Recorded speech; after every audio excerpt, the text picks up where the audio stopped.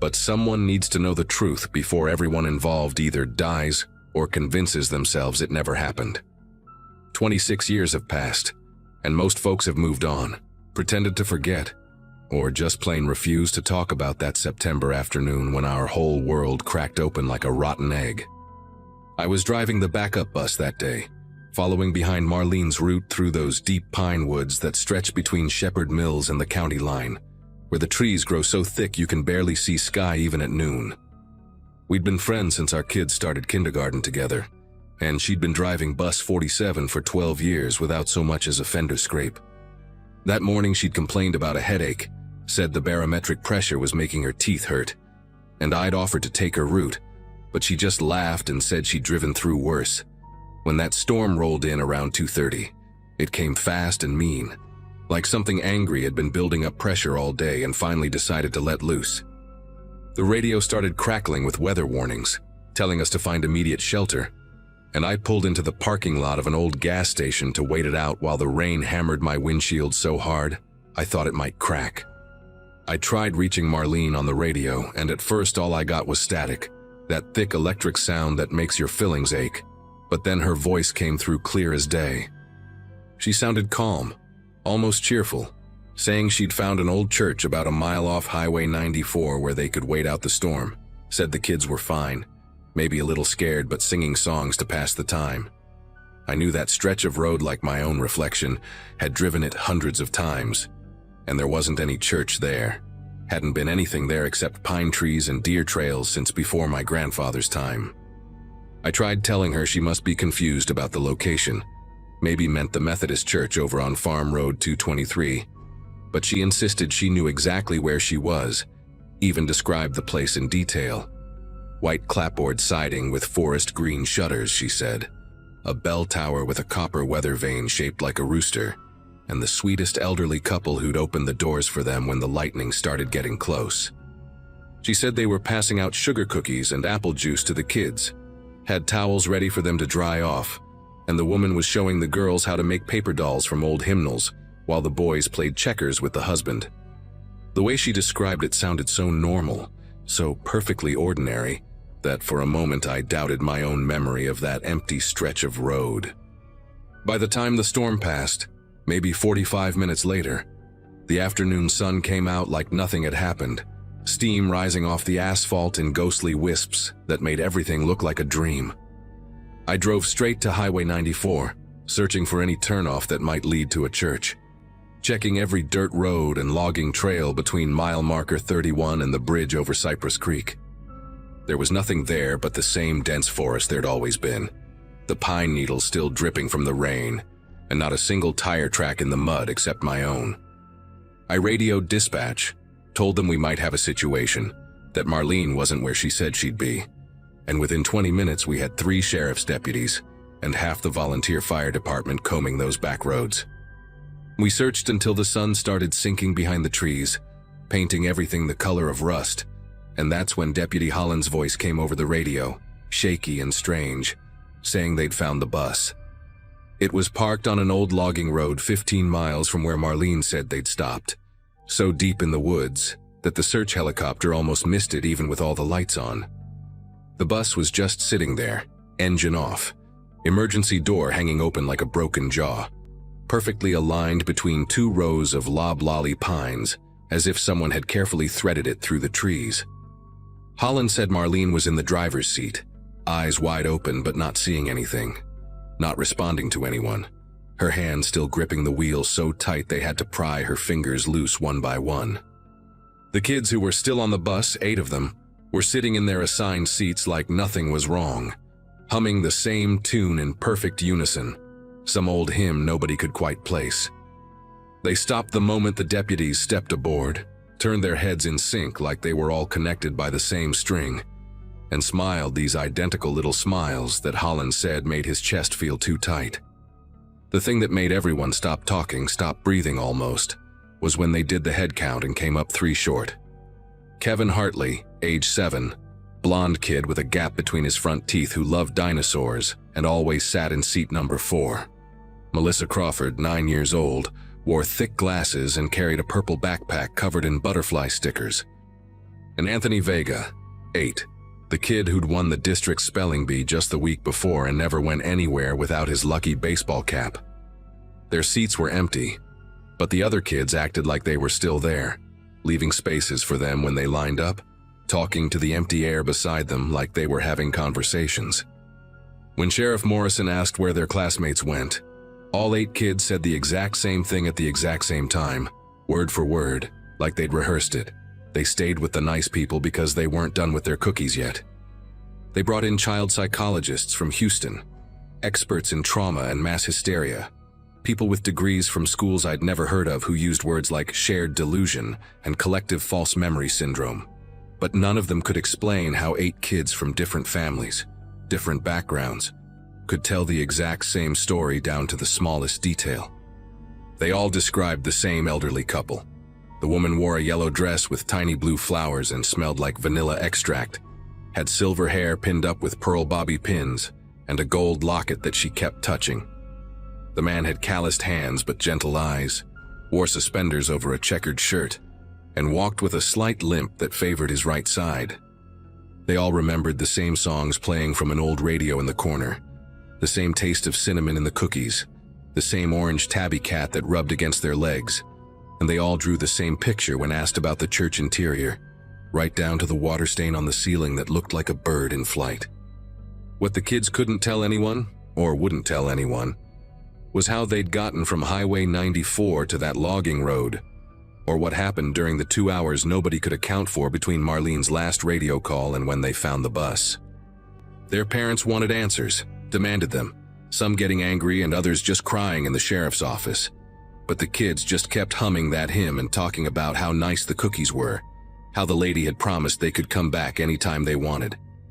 The FBI got involved when Kevin's backpack turned up at a rest stop in Arkansas 3 days later, completely dry despite the rain, with all his school supplies still inside, but arranged differently than his mother had packed them, his dinosaur pencils lined up by size, and his lunch money folded into perfect tiny squares.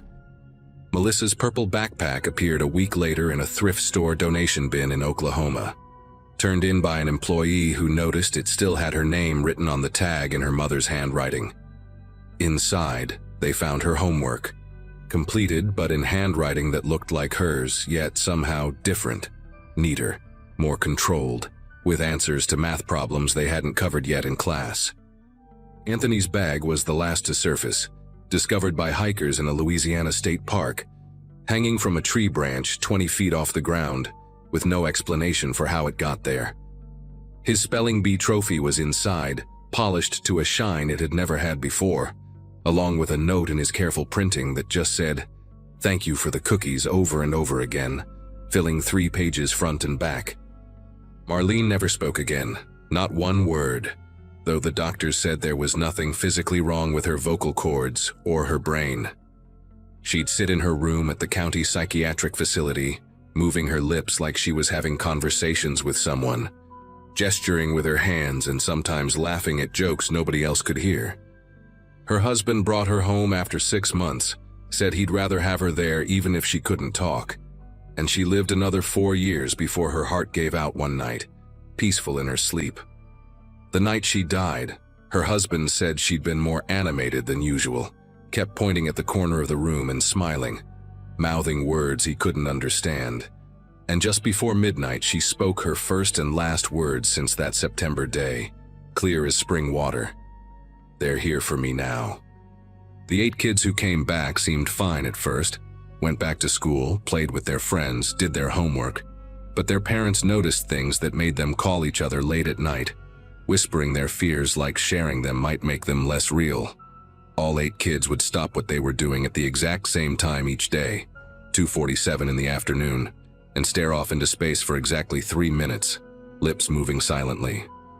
They'd wake up at night and stand at their windows, waving at something in the darkness, and when asked who they were waving at, they'd just say, "The nice people," and go back to bed. One by one, the families moved away from Garrison County over the next few years, scattered across the country like seeds on the wind, trying to escape whatever had touched their children that day. But I kept in touch with some of them, and they all told me the same thing. No matter where they moved, their kids still stopped at 2:47, still waved at empty darkness, still hummed that hymn nobody could identify.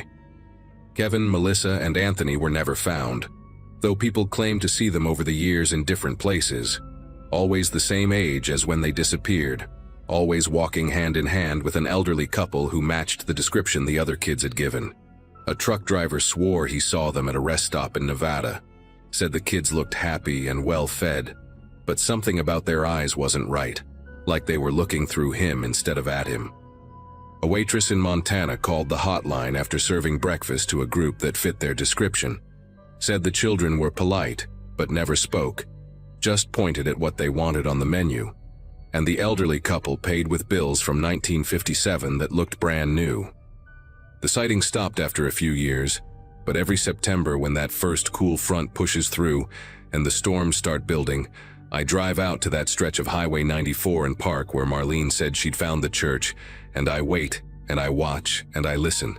Because sometimes, just sometimes, when the thunder rolls just right through those pines, I swear I can hear children singing.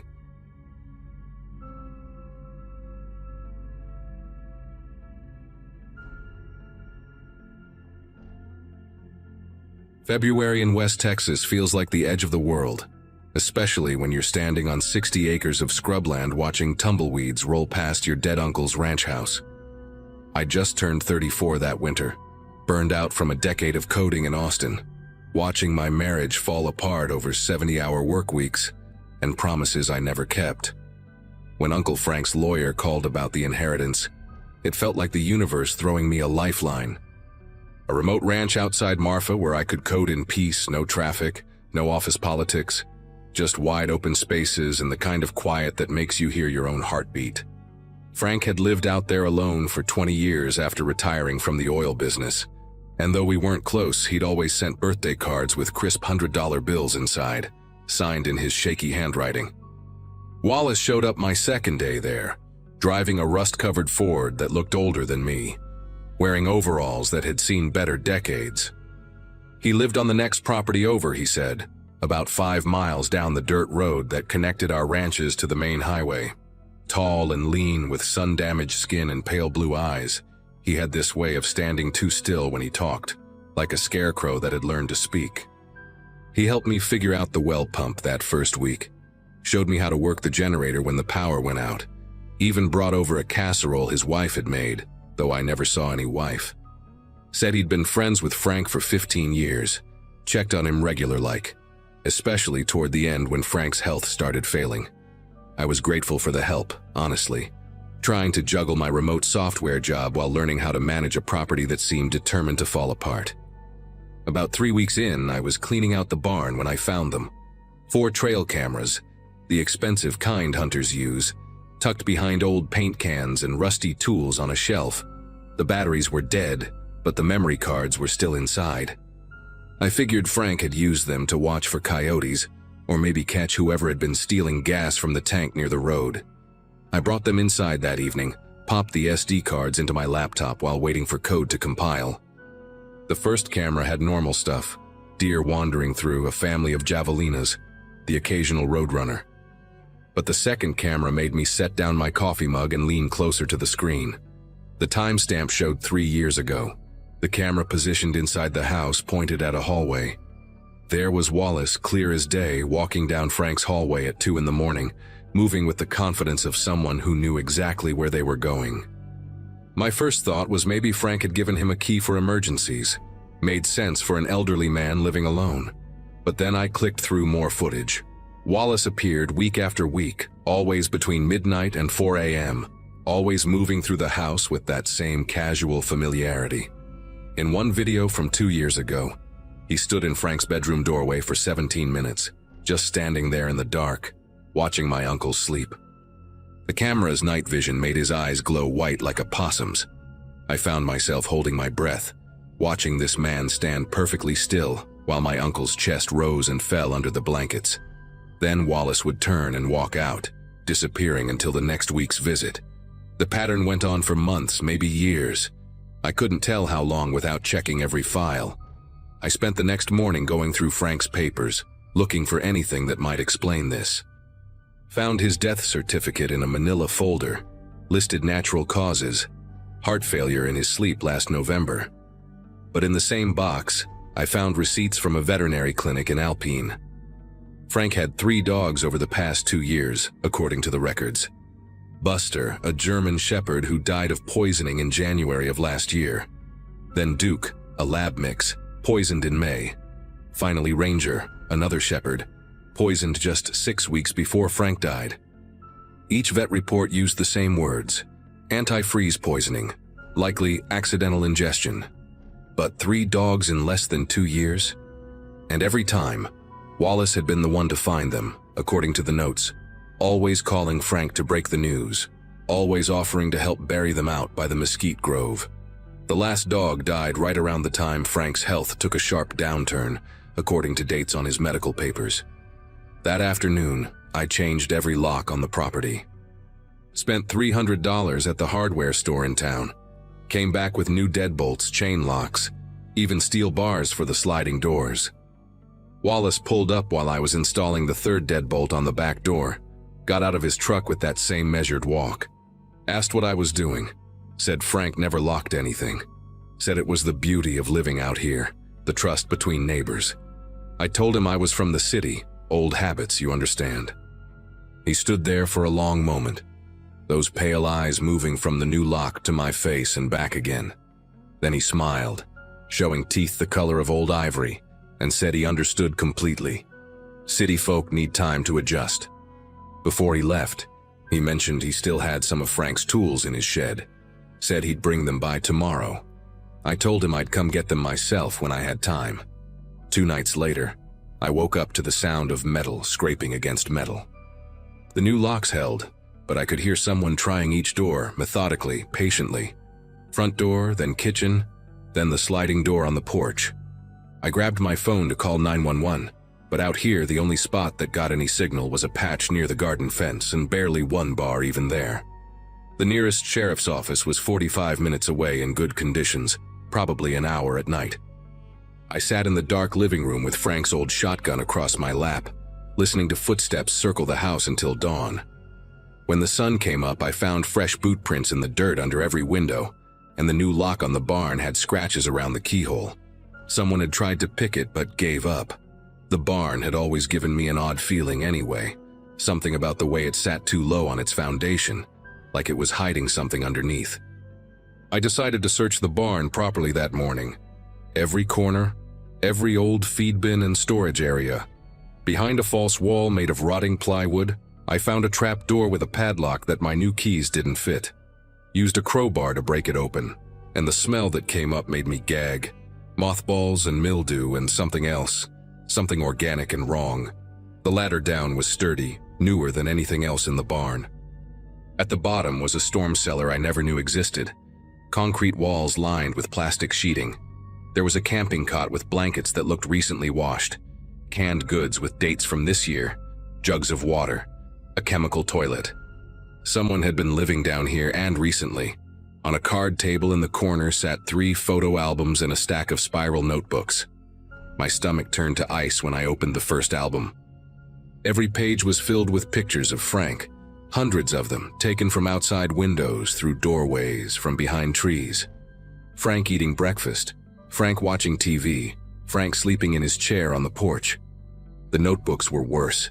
Page after page of Wallace's cramped handwriting, dating back years.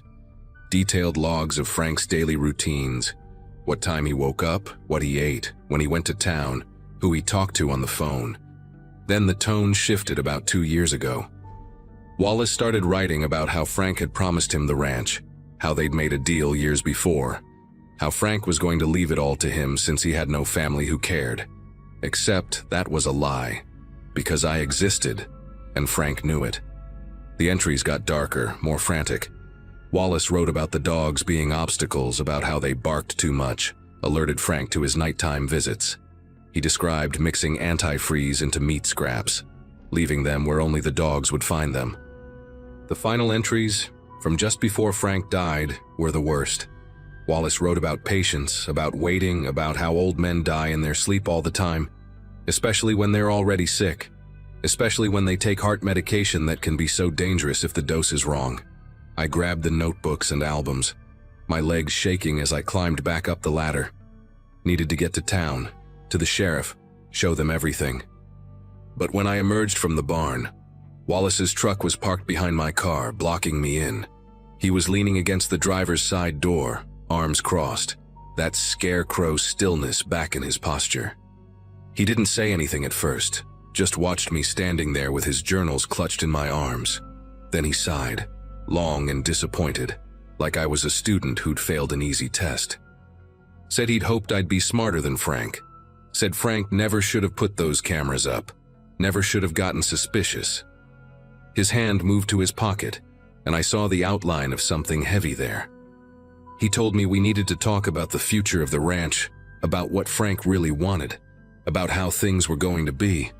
I ran, dropped everything and sprinted toward the house, hearing his boots pounding the dirt behind me. Made it inside, slammed the door, threw the deadbolt just as his body hit the wood. While he pounded on the door, I grabbed my laptop, my car keys, and Frank's shotgun, then climbed out the bedroom window on the opposite side of the house, circled around through the mesquite trees, staying low, thorns tearing at my clothes. Wallace was still at the front door when I reached his truck. The keys were in the ignition, just like you'd expect from someone who thought they owned the place already. I threw my stuff in and started it up. Saw him running toward me in the rearview mirror as I floored it down the dirt road. Drove straight to the sheriff's office in Presidio, handed over everything, the camera footage on my laptop, photos of the cellar I'd taken with my phone. They arrested Wallace that afternoon at his property, found more evidence in his actual house, including Frank's missing will that left everything to me, not him. Wallace got 25 to life for murder, though they could only definitively prove what he'd done to Frank, not what he might have been planning for me. I sold the ranch 6 months later to a young couple from Houston who wanted to raise goats. Never told them about the cellar under the barn, figured they'd either find it or they wouldn't. Sometimes I dream about those 17 minutes of footage, Wallace standing in Frank's doorway, perfectly still in that green night vision glow, just watching and waiting. I work from my apartment in Dallas now, triple check my locks every night, and always keep my phone charged. People ask me sometimes why I didn't stay on the ranch, why I gave up all that space and freedom. I tell them the truth, or at least part of it. Some inheritances come with more than you bargained for, and some neighbors are a lot closer than 5 miles away.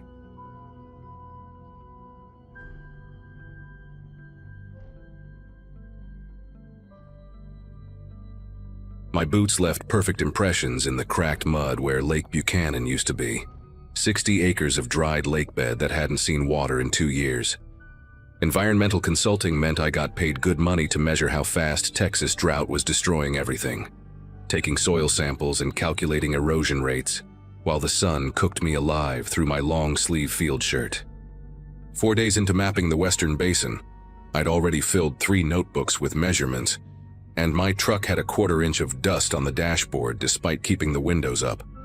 The reservoir used to be deep enough for weekend boaters and drunk college kids on spring break, but now it was just me, my equipment, and miles of exposed earth that looked like the surface of Mars. I'd been photographing these strange circular patterns where whirlpools must have formed during the last drainage, when my boot caught on something hard beneath the silt. At first glance, it looked like trash, or maybe old camping gear from when this was still waterfront property. But trash doesn't have a ribcage. The western shirt had faded to the color of weak tea, pearl snap buttons still catching the afternoon light, and the bones underneath were the yellowish brown of old ivory. A wallet chain ran from the belt loops, disappearing into what remained of denim jeans, and the skull rested sideways with its jaw unhinged like it was screaming at the ground. Finding dead cattle happens all the time out here, and I once stumbled across a coyote that had been dead so long it was basically mummified. But human remains hit your nervous system differently. Your brain starts calculating how long this person's been missing, who might have been waiting for them to come home, whether they died before or after the water disappeared. I backed away slowly, pulled out my satellite phone with fingers that wouldn't stop trembling, and made the call to county dispatch while standing upwind from what I'd found. The sheriff arrived 40 minutes later with 2 deputies and a crime scene photographer, who looked ready to pass out from the heat before he even got his camera out. Sheriff Colton was one of those Texas lawmen who'd probably been wearing the same size uniform for 30 years. Belly hanging over his belt, sweat stains permanent fixtures under his arms. He took one look at the body and started making calls to Austin for a forensics team, muttering about how this was going to be a jurisdictional nightmare since the reservoir crossed 3 county lines. While we waited, I showed them my field notes, explaining I'd been contracted by the state to document erosion patterns, that I had permits to be out here, that the landowner knew I was working the area. Colton kept nodding, but his eyes were scanning the lake bed, and I saw his expression change when he spotted something about 30 yards from where we stood. "Stay here," he told me, but of course I followed anyway, keeping my distance while he and the deputies approached what turned out to be another body, this one partially buried under a collapsed section of bank. Then they found another one 50 feet away, wearing what looked like a disco-era polyester dress. By the time the forensics team arrived from Austin, we'd flagged 17 different sites, bodies scattered across a quarter-mile of exposed lakebed, like someone had been using the reservoir as their personal cemetery for decades. The forensics team leader, a woman named Diane who wore her hair in a tight bun despite the heat, told me they'd need my documentation of the area, my photographs showing the water levels from old surveys, anything that might help determine how long these people had been down here. She had this controlled way of talking that reminded me of how doctors deliver bad news, professional but human enough to keep you from completely falling apart. What made everything worse was the cards. Each body had one, sealed in plastic like a driver's license, tucked into a pocket or what remained of a purse. They all had different Bible verses printed on them in this old-fashioned typewriter font, verses about judgment and punishment, and casting out the wicked. Diane showed me one that read, "For the wages of sin is death," in faded red ink, the lamination yellow with age but still protecting the card after what must have been decades underwater. The oldest body they could roughly date by the clothing looked to be from the early 60s, a woman in a shift dress and pillbox hat like she'd walked straight out of a Kennedy-era magazine. The newest one, though, that's what made everyone stop talking for a minute, because the newest one was wearing clothes you could still buy at Target, modern athletic wear with the tags intact, the kind of moisture-wicking fabric that hadn't even existed until a few years ago. Sheriff Colton pulled me aside while the forensics team worked, asked if I knew who owned the land around the reservoir. I told him it was mostly Gary Whitman's ranch, thousands of acres his family had owned since before the reservoir was even built. The Whitmans were old Texas money, cattle and oil, the kind of family that had a law firm on retainer and donated enough to local campaigns that nobody asked too many questions about their business. Colton's jaw tightened when I mentioned Gary's name, and he asked if I'd had any contact with him since I'd been working out here. Just once, I told him, when Gary had stopped by my work site 2 days earlier in his pristine white truck, asked how long I'd be surveying, made small talk about the drought and beef prices. He'd been friendly enough, even offered me water from his cooler, but he'd also taken pictures of my license plate with his phone, said it was for his insurance records in case anything happened on his property. They kept me there until almost midnight, taking my statement 3 different times while portable lights turned the lake bed into something from a horror movie. I watched them bag evidence and mark locations, listened to Diane directing her team with the efficiency of someone who'd seen too many crime scenes to be shocked anymore. When they finally let me leave, Colton walked me to my truck and suggested I might want to finish my survey work somewhere else, maybe take on a different contract for a while. But I had 2 more weeks of work scheduled, data the state needed for their drought management plans, and I wasn't going to let some old murders chase me away from a job I was being paid to complete. Besides, whoever had done this was probably long dead themselves, considering how old some of those bodies were. That's what I kept telling myself on the drive back to my motel in Brownwood, AC blasting to combat the way fear makes you sweat even when you're cold. The next morning I drove out to the Whitman Ranch instead of the reservoir, figuring I should at least let Gary know what had been found on the edges of his property. The main house sat about 3 miles back from the highway, one of those sprawling limestone structures with a metal roof and wraparound porches that probably cost more than most people make in a lifetime. Gary's truck was parked out front, but it was his mother who answered the door. A woman in her 70s with hair dyed the color of wheat and fingernails painted the exact shade of blood. She said Gary was out checking cattle but invited me in for iced tea. Insisted, actually, with that southern politeness that doesn't really give you a choice. The living room was all leather and dead animals, mounted deer heads and a full-body black bear that had probably never lived within 500 miles of Texas. And she sat me down across from a wall of family photos dating back to when photography was done on tin. Mrs. Whitman talked about the drought while she poured tea from a crystal pitcher, how it was killing their stock tanks and forcing them to truck in water for the cattle. She asked about my work, seemed genuinely interested in soil composition and erosion rates, but her eyes kept drifting to the window like she was waiting for something.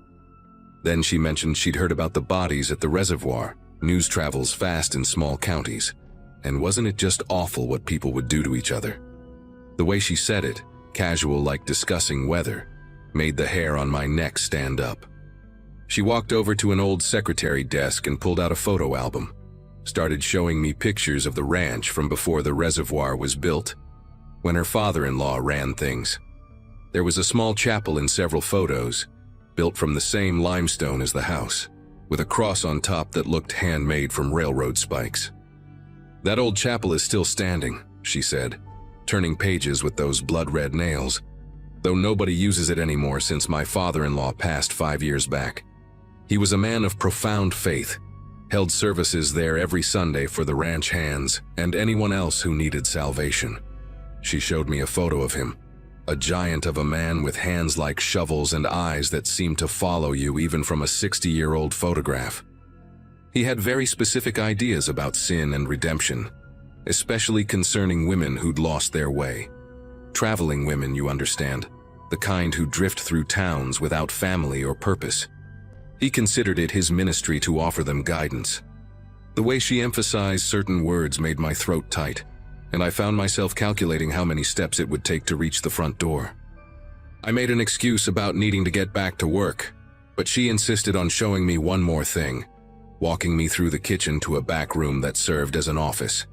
The walls were covered with framed documents, land deeds, and cattle certificates, but what she wanted me to see was on the desk, a stack of old journals bound in cracked leather. My father-in-law kept meticulous records of everything, she said, running her fingers along the spines. Every soul he tried to save, every sermon he preached, every judgment he felt called to make. Gary thinks we should burn them, says they're morbid, but I believe in preserving family history, even the parts that make us uncomfortable. She opened one of the journals to a page covered in tight handwriting, lists of women's names with dates beside them and Bible verses written in red ink. Some of the dates matched up with missing person reports I'd heard Diane mention the night before, women who'd vanished between towns and were never found. Before I could process what I was seeing, Gary walked in through the back door, boots heavy on the hardwood, his presence filling the room like smoke from a chemical fire. He looked at his mother, then at me, then at the open journal on the desk, and his face went through several expressions before settling on something that might have been a smile if smiles could be threats. "Mother's been showing you the family archives," he said, voice flat as roadkill. "She gets sentimental about the old man, even though he's been gone 5 years now. Signed a lot of papers before he died, though, closing out old cases and making sure everything was legal and proper. The sheriff knows all about it, has copies of everything." He moved between me and the door, not obviously blocking it, but making it clear I'd have to go through him to leave.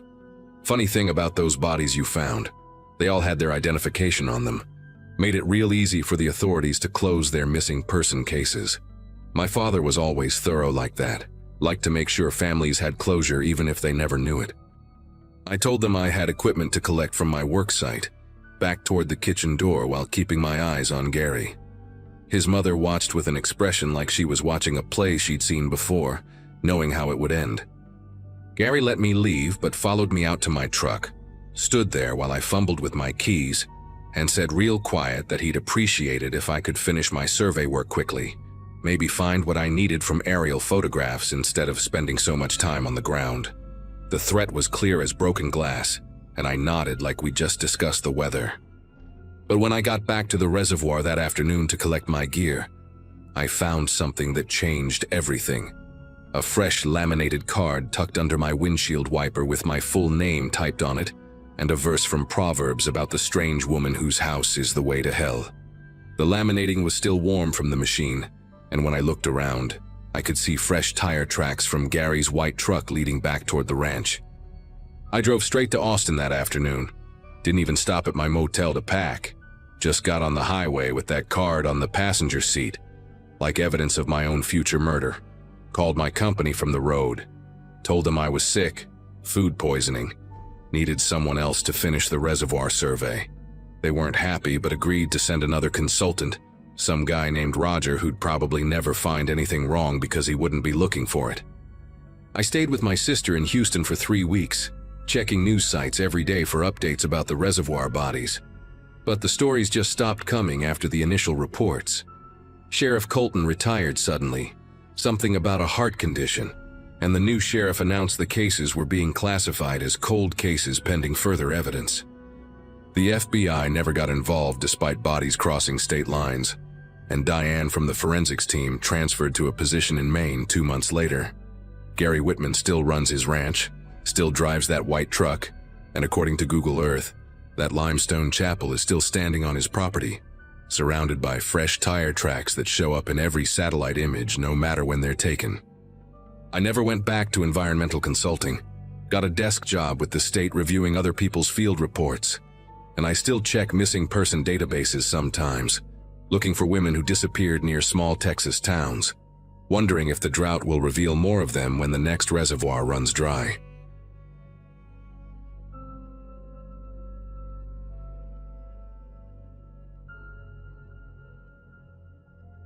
Everyone in Redwater knew better than to cross Mayor Brennan, but I never thought keeping quiet was the same as being complicit, until people started disappearing. I ran the only hardware store in town, been there since my dad passed it down to me 15 years ago, right around when my son Brett was born, and I figured a small town in West Texas would be the perfect place to raise a family. Population barely pushed 800 on a good day, the kind of place where everybody knew your business before you did, where the Friday night football game was the social event of the week, and where the mayor had been running unopposed since before I graduated high school. Mayor Brennan wasn't just influential, he was Redwater, had his fingers in everything from the water board to the school district, and folks either loved him or learned to keep their opinions to themselves. It started with old Bill Hawkins back in March, though nobody connected the dots at first. Bill had gotten up at the monthly town meeting, red-faced and shaking his finger, demanding to know why his property taxes had doubled when half the streetlights on his block didn't even work. Mayor Brennan had given him that practiced smile, the one that never quite reached his eyes, and promised to look into it personally. 2 weeks later, Bill's truck was found abandoned on Route 67, keys still in the ignition, wallet on the dashboard, and Bill was just gone. Sheriff Coleman called it a medical episode, said Bill probably wandered into the desert confused, maybe early dementia, even though Bill was sharp as a tack and could still beat anyone at chess down at Murphy's Diner. Then there was Maria Gonzalez in April, the woman who ran the bakery on Main Street, and made the mistake of questioning why the mayor's construction company got the contract for the new school renovation without any competitive bidding. She was passionate about it too, brought spreadsheets and everything, showed how the town could save almost $200,000 going with an outfit from Midland. Mayor Brennan had thanked her for her diligence, said the council would review her findings carefully, and even complimented her on the cookies she'd brought to the meeting. 3 weeks after that meeting, Maria's sister came in my store crying, said Maria had left a note about needing to take care of a sick relative in Mexico, except Maria didn't have any relatives in Mexico. Her whole family had been in Texas for 4 generations. By June, when Carl Hendricks stood up to complain about the suspicious rezoning of farmland that just happened to border the mayor's ranch, I started paying attention to the pattern. Carl was a big man, worked oil rigs half his life before settling down to farm, not the type to just up and leave. But 17 days after that meeting, his wife came into my store, eyes hollow and voice flat, told me Carl had taken a job opportunity up north, said he'd send for her and the kids once he got settled. She bought rope and duct tape that day, paid cash, didn't look me in the eye once, and when I asked if everything was all right, She just nodded real slow and walked out like she was in a trance. I decided to install security cameras in July. Told my wife Nancy it was for insurance purposes after that break-in over in Coleman County. Really, I wanted to see who was coming and going. Wanted to document things. Maybe catch something that would prove I wasn't going crazy. The cameras went up easy enough, 8 of them total, covering every angle of the store inside and out. Plus, I put 2 extra ones at home, one facing the driveway and another watching the front door. The system recorded everything to a hard drive in my office, and I could check the feeds from my phone, which seemed like overkill for a hardware store in a town where most folks didn't even lock their doors. But something in my gut told me to be thorough. For weeks, the cameras showed nothing unusual, just the regular flow of customers, delivery trucks on Thursdays, and the occasional cat crossing the parking lot at night. But then in early August, Tom Ashford made the mistake of questioning the mayor's new water restrictions at the town meeting, specifically why the golf course was exempt when local ranchers were being fined for watering their cattle. Tom was young, maybe 30, had just taken over his dad's ranch and hadn't learned the unspoken rules yet. Mayor Brennan's response was different this time. No smile, just a long stare and a comment about how difficult ranching could be for inexperienced hands, how accidents happened all the time, equipment failed, cattle got sick, banks called in loans. I started checking my cameras obsessively after that meeting, especially at night, and on the 19th day after Tom's confrontation, at exactly 3:47 a.m., I saw them. 3 unmarked white vans, no plates, no company logos, just white metal and tinted windows creeping down Oak Street where Tom lived. I sat there in my boxers staring at my phone screen, watching these vans stop in front of Tom's house. 4 men got out of each van, 12 total, all wearing identical black clothes moving with military precision. They didn't break down the door, didn't smash windows, they just stood there for a moment, and then Tom's front door opened like they had a key, like someone had let them in, and they walked inside calm as could be. 23 minutes later they came back out, Tom walking between them with this blank expression, not fighting, not struggling, just walking like he was sleepwalking. His wife followed behind, carrying their baby, same empty look on her face, and they all got into the middle van. The other men carried boxes, computers, photo albums, anything that might prove the Ashfords had ever existed in Redwater.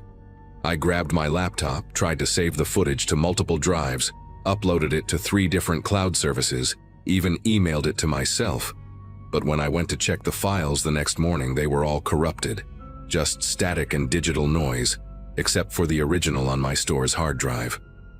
I drove to my store at 5 that morning, didn't even shower, just threw on yesterday's clothes and drove with the windows down to keep myself alert.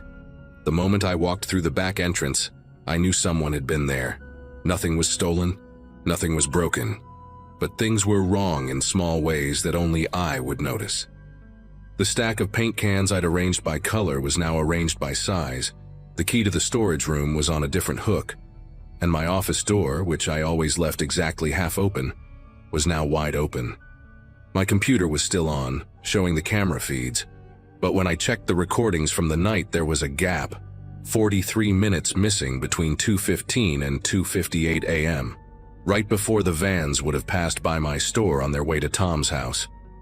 My son Brett came home from school that day talking about these friendly men who'd visited during lunch, said they were from some state education board, checking on student welfare or something. They'd pulled him aside, asked him about his home life, his dad's work, whether I ever talked about town politics at dinner, whether I seemed stressed lately. Brett thought it was weird but figured it was just government bureaucracy.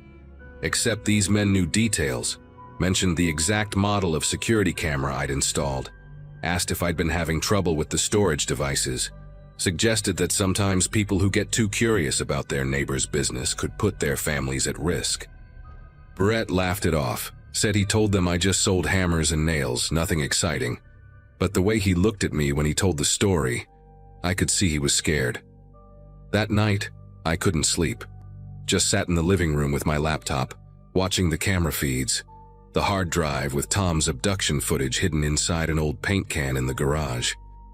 Nancy kept asking what was wrong. But how could I tell her that our mayor was disappearing people, that we were probably next? Around 2 in the morning, she finally gave up and went to bed, and I must have dozed off in my chair because I woke up to my phone buzzing with a motion alert from the front door camera. The timestamp said 3:03 a.m., and when I opened the app with shaking fingers, the screen showed my front door wide open, swaying gently in the night breeze. But the camera inside the house, the one that should have shown who opened it, that feed was just black. I ran upstairs, checked on Brett first, then Nancy, both still asleep, breathing normal, doors locked from the inside. But when I went back downstairs, there was a single sheet of paper on the kitchen table that hadn't been there before, pristine white with typed text. Your family seems lovely, especially Brett. Such a bright future ahead of him. The town meeting is next Monday. We trust you won't have any concerns to raise about recent departures. Sometimes the best hardware stores are the quiet ones. No signature, no letterhead, but I didn't need one. I burned that paper in the sink, packed what we could fit in the truck, and we left Redwater that same morning, told Nancy and Brett we were visiting my brother in Colorado, just a spontaneous family trip. We never went back, and when I called a cousin 2 months later to ask about the store, he said it had burned down in an electrical fire, along with all the security equipment inside, and Mayor Brennan had personally overseen the cleanup, making sure nothing dangerous was left behind.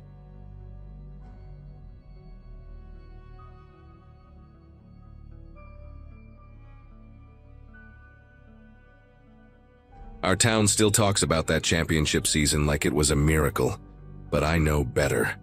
I was there for all of it, number 63 on the offensive line. Graduated back in 2015 and watched everything fall apart that summer. We weren't supposed to win a single playoff game that year, let alone take state. The town had maybe 4,000 people, the kind of place where the Dairy Queen closes at 8, and Friday night lights aren't just a saying, they're basically a religion. The boosters ran everything. These older guys who'd played back in the 70s and 80s, still wearing their leather jackets to games like they were still 17. They had money from oil leases and car dealerships, and they treated our team like it was their personal investment portfolio. I didn't understand what that meant until it was way too late. The whole thing started making sense to me during our semifinal game, when I noticed Coach Pruitt pulling Jesse Vaughn aside between every series. Jesse was our starting quarterback, clean-cut kid whose dad happened to be the district attorney. Smart guy too, actually earned his grades unlike some of us who were getting, let's say, a lot of help from certain teachers. I remember watching Jesse's face during those sideline conversations, how he'd nod and look down at his cleats, never making eye contact with Coach. After we won that semifinal 38-7, which should have been impossible against a team that had Division I recruits, I saw Jesse in the locker room sitting alone on the bench. He was still in full pads 20 minutes after everyone else had showered. His hands were gripping his helmet so hard his knuckles were white, and when I asked if he was okay, he just looked at me and said, "We're gonna pay for this." I laughed it off then, thought he was being dramatic about the championship pressure. I wish I'd asked him what he really meant. We won state 2 weeks later in a game that felt wrong from the opening kickoff. The other team's best defensive end got injured in the first quarter, something about his knee just giving out during a routine play. Their cornerback left at halftime with what they called food poisoning. By the fourth quarter, we were up by 40 points and the stadium felt more tense than celebratory. I remember standing on the field during the trophy presentation, confetti falling around us, and noticing how the boosters were all grouped together near the 50-yard line. They weren't cheering or hugging anyone. They were just watching us with these intense expressions, like ranchers counting cattle they'd just bought. One of them, this guy named Vernon who owned half the commercial real estate downtown, caught my eye and gave me this slow nod. It made my stomach turn in a way I couldn't explain. That night at the team party, I overheard 2 of the boosters talking in the parking lot about final numbers and better than projected. I didn't stick around to hear more. The summer after graduation should have been the best time of our lives. College signing day was coming up in August, and 4 of us had scholarship offers. Jesse had a full ride to a decent Division II school. Then there was Troy Sanderson, our middle linebacker who hit like a freight train, heading to a junior college with promises of bigger things. Curtis Yang, our running back who'd rushed for over 2,000 yards that season, had multiple schools calling him. And Blake Donovan, our tight end, had interest from a Division I program. All four of them were going places, getting out of town, making something of themselves. I wasn't one of the lucky ones with offers, so I'd signed up to work at my uncle's machine shop and take classes at the community college. But I was happy for them. Really, I was. Then the accident started happening, and happy became the last thing any of us felt. Troy died first, middle of June on a Wednesday morning. They said his truck rolled on County Road 12, that he must have fallen asleep at the wheel coming back from his girlfriend's place. But Troy never drove tired. He was obsessive about it ever since his cousin died in a wreck when we were sophomores. The sheriff's report said there were no skid marks, no signs he'd tried to brake or swerve. His truck just went off the road at a curve that every person in the county could drive blindfolded. When I went to the viewing, his mom grabbed my arm so hard it left bruises. She whispered right in my ear, "They did this to him. He was going to talk." I didn't understand what she meant, but the way she said it, with her voice shaking and her eyes red from crying for days, it planted something cold in my chest. At the funeral, I noticed Vernon and two other boosters standing in the back of the church. They didn't come to the burial. They just stood there during the service, arms crossed, watching. Curtis was next, 3 weeks later in early July, drowning accident at the quarry where we'd all been swimming since we were kids. The weird part was Curtis hated deep water, wouldn't even go to the lake without a life jacket. His parents said he'd gone out there alone, which made zero sense because Curtis never did anything alone. He was the most social guy on the team, always surrounded by people. The police found his truck in the parking area, and his clothes folded neatly on a rock by the water's edge. Who folds their clothes before going swimming at a quarry? The whole thing felt staged, like someone was trying to make it look like he'd decided to take a peaceful swim and just didn't come back up. His phone was in his truck, and when the cops checked it, they said the last texts he'd sent were deleted. The phone company couldn't or wouldn't recover them. At the memorial service, Jesse showed up late and left early. I caught him on the way out and asked if he was all right. He just shook his head and said, "I'm trying to figure out if I should run or stay." Then he got in his car and drove off before I could ask what he meant. Blake Donovan died on a Thursday night in late July, and this one they didn't even try to make look accidental. House fire while he was sleeping started in the garage, according to the fire marshal. They said it was electrical, faulty wiring in a house that had just passed inspection 6 months earlier. Blake's dad was a contractor, kept that house maintained like it was a museum. The fire moved too fast, trapped Blake in his upstairs bedroom before he could get out. The thing that made me sick was Blake had called me 2 days before. He was scared, really scared, said he needed to tell me something important but not over the phone. We were supposed to meet at the batting cages on Friday. He never made it. After the fire, I drove past his house and saw the boosters again. Vernon and this other guy named Chip who ran the biggest construction company in the county. They were standing across the street with the fire chief, all three of them talking quiet and serious. When Vernon saw me slow down, he stared right at me until I drove away.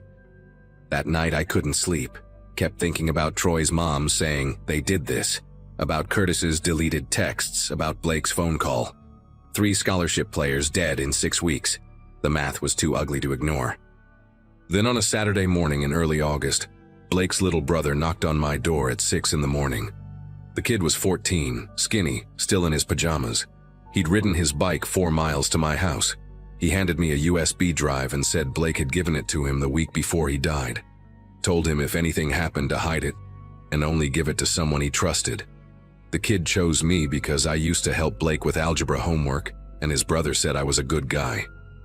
I asked him what was on it, and he said he didn't know, that Blake made him promise not to look. After he left, I sat at my kitchen table for 20 minutes just staring at that little black drive, feeling the weight of what holding it might mean. When I finally plugged it into my laptop, I found video files, recordings Blake had made on his phone during practices, during meetings, during conversations he'd had with boosters in parking lots after games. There were spreadsheets too, showing payment amounts next to game dates and point spreads. And there were text messages, Screenshots of conversations between Coach Pruitt, Vernon, Chip, and 2 other boosters about which players were getting grade changes, about steroid suppliers, about gambling debts, about keeping Jesse in line because his dad could cause problems. I spent the whole day going through everything on that drive, and by evening I understood exactly what had gotten my teammates killed. They'd all figured it out, probably around the same time. The boosters had bet massive amounts on our games, fixed the outcomes through steroids and intimidation, and manipulated our grades to keep us eligible. When we won state, they'd made hundreds of thousands, maybe more. But Troy, Curtis, Blake, and Jesse had decided they were going to report it all. There were voice memos on the drive, Blake recording himself talking about how the 4 of them had agreed to come forward together after signing day once their scholarships were secure.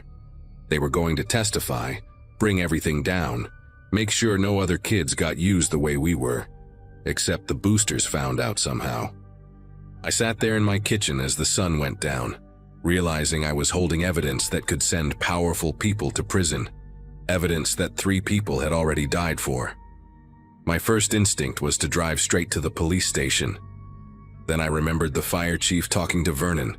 I remembered the sheriff's report on Troy's accident with no investigation, just conclusions. I realized the boosters owned more than just the team. The next morning, Sunday, I was trying to decide who I could trust when I got a call from the hospital. Jesse had been hit by a car while jogging, a hit and run that left him paralyzed from the waist down. The nurse said he'd been asking for me, kept saying my name over and over. When I got to his room, Jesse was hooked up to machines, his legs completely still under the white sheets. His face was swollen on one side, stitches across his forehead. He grabbed my hand when I sat down, squeezed it hard despite the IV lines taped to his arm. "They got me too," he whispered. Black Ford pickup, no plates, ran me down on purpose. Backed up like they were gonna finish it, then someone's porch light came on and they took off. His voice was shaking. "I'm the last one left who was going to talk. Troy, Curtis, Blake, me. We were all going to the state police together. Now they're dead and I'm broken." He started crying then, and I just held his hand, not knowing what to say. After a minute, he looked at me hard and said, "My dad can't know about any of this. He'll try to fix it legally and they'll kill him too. They own the sheriff, probably half the judges. We're trapped." I left the hospital with that USB drive burning a hole in my pocket and a decision to make. I couldn't go to local cops. I couldn't tell Jesse's dad without putting him in danger. But I also couldn't let 3 murders and an attempted murder just disappear, because some rich guys wanted to protect their gambling operation. That night, I drove 2 hours north to a different county and walked into a state police barracks I'd found online. I asked for the detective unit and told them I had evidence of multiple homicides connected to organized crime. They put me in a room with 2 investigators, a woman named Detective Barnes and her partner. I handed them the USB drive and told them everything. They listened for 3 hours, took notes, made copies. Detective Barnes looked at me when I finished and said, "You did the right thing coming here. Stay away from those men. Don't tell anyone you talk to us." They said they'd open an investigation quietly, that it would take time to build a case that could stand up against people with money and connections. I drove home that night terrified but also relieved, like I'd just set down a weight that had been crushing me. 2 days later, Jesse called me from the hospital. His voice sounded different, heavier somehow. "They came to see me," he said. "Vernon and Chip. Brought flowers, said how sorry they were about my accident. Vernon squeezed my shoulder and told me how important it is to focus on recovery, not on things that are in the past. Said the past can't help me walk again, but the right attitude and the right support can." Then he mentioned that my dad's up for re-election next year. Said it would be a shame if anything complicated that for him. Jesse went quiet for a second. "They know I was going to talk. They're making sure I don't. And now I'm sitting here thinking about my parents, about you, about anyone else who might get hurt. I'm making a choice to keep them safe." 3 weeks after that conversation, Jesse gave a statement to the local police from his hospital bed. He said he and the other 3 had been planning to come forward about the grade fixing and steroids, that they'd collected evidence, but that someone must have found out. He implicated Coach Pruitt, Vernon, Chip, and 2 other boosters by name. The story hit the local newspaper the next day. The state police moved fast after that, raids and arrests within a week. But when they went to collect the evidence from the sheriff's office where Jesse had told them he'd handed over a copy, it was gone. Missing from the evidence locker, no sign of forced entry, no explanation. The case fell apart without physical proof. But here's what they didn't know. I still had Blake's original USB drive, the one his brother gave me, the one I'd made copies from before going to the state police. I'd hidden it in a safe deposit box in a bank 3 towns over, under my grandmother's name. When the evidence disappeared and the arrests got dropped, Detective Barnes called me personally. She was frustrated, angry, said she knew what had happened but couldn't prove it. I told her about the backup. Within 2 days, federal investigators got involved, people from outside our region who didn't have connections to our county. The USB drive went into federal custody, and this time there were chains of evidence, documentation, witnesses to every transfer. It took 8 months, but eventually they built a case that stuck. Vernon, Chip, Coach Pruitt, and 4 others, including the sheriff, got indicted on racketeering, conspiracy to commit murder, witness tampering, and about a dozen other charges. Jesse's dad had to recuse himself because of the conflict, but he made sure the case went to prosecutors who wouldn't fold. The trials happened over the course of a year. Vernon got 25 years. Chip got 20. Coach Pruitt turned witness and got 8. The sheriff got 15. Jesse never walked again, but he testified from his wheelchair at every single trial. He'd rebuilt his life by then, started taking online classes, got engaged to a girl he met in physical therapy. We talk once a month or so. He tells me he doesn't regret speaking up, even though it cost him his legs and nearly cost him his life. Troy, Curtis, and Blake didn't get that choice, he says, so he had to make it count for all of them. I still live in that town, believe it or not. It's different now, quieter. The football program got shut down for 3 years, and when it came back, it was under complete oversight with new coaching staff and strict academic standards. People don't talk about that championship season anymore. Most folks act like it never happened, like if they ignore it long enough, the shame will fade. I see Blake's little brother sometimes, the kid who rode his bike to my house that morning. He's in college now, studying criminal justice. He told me last time I saw him that he wants to be the kind of person who protects people the way his brother tried to. I think about that drive he gave me, about the courage it took for Blake to document everything knowing what it might cost him. Some nights I still can't sleep, thinking about how close we came to letting them get away with all of it. But then I remember Jesse in that courtroom, sitting up straight in his wheelchair, pointing at Vernon and saying, "That man killed my friends." And I know we did the only thing we could do. We made sure people knew the truth, no matter what it cost us.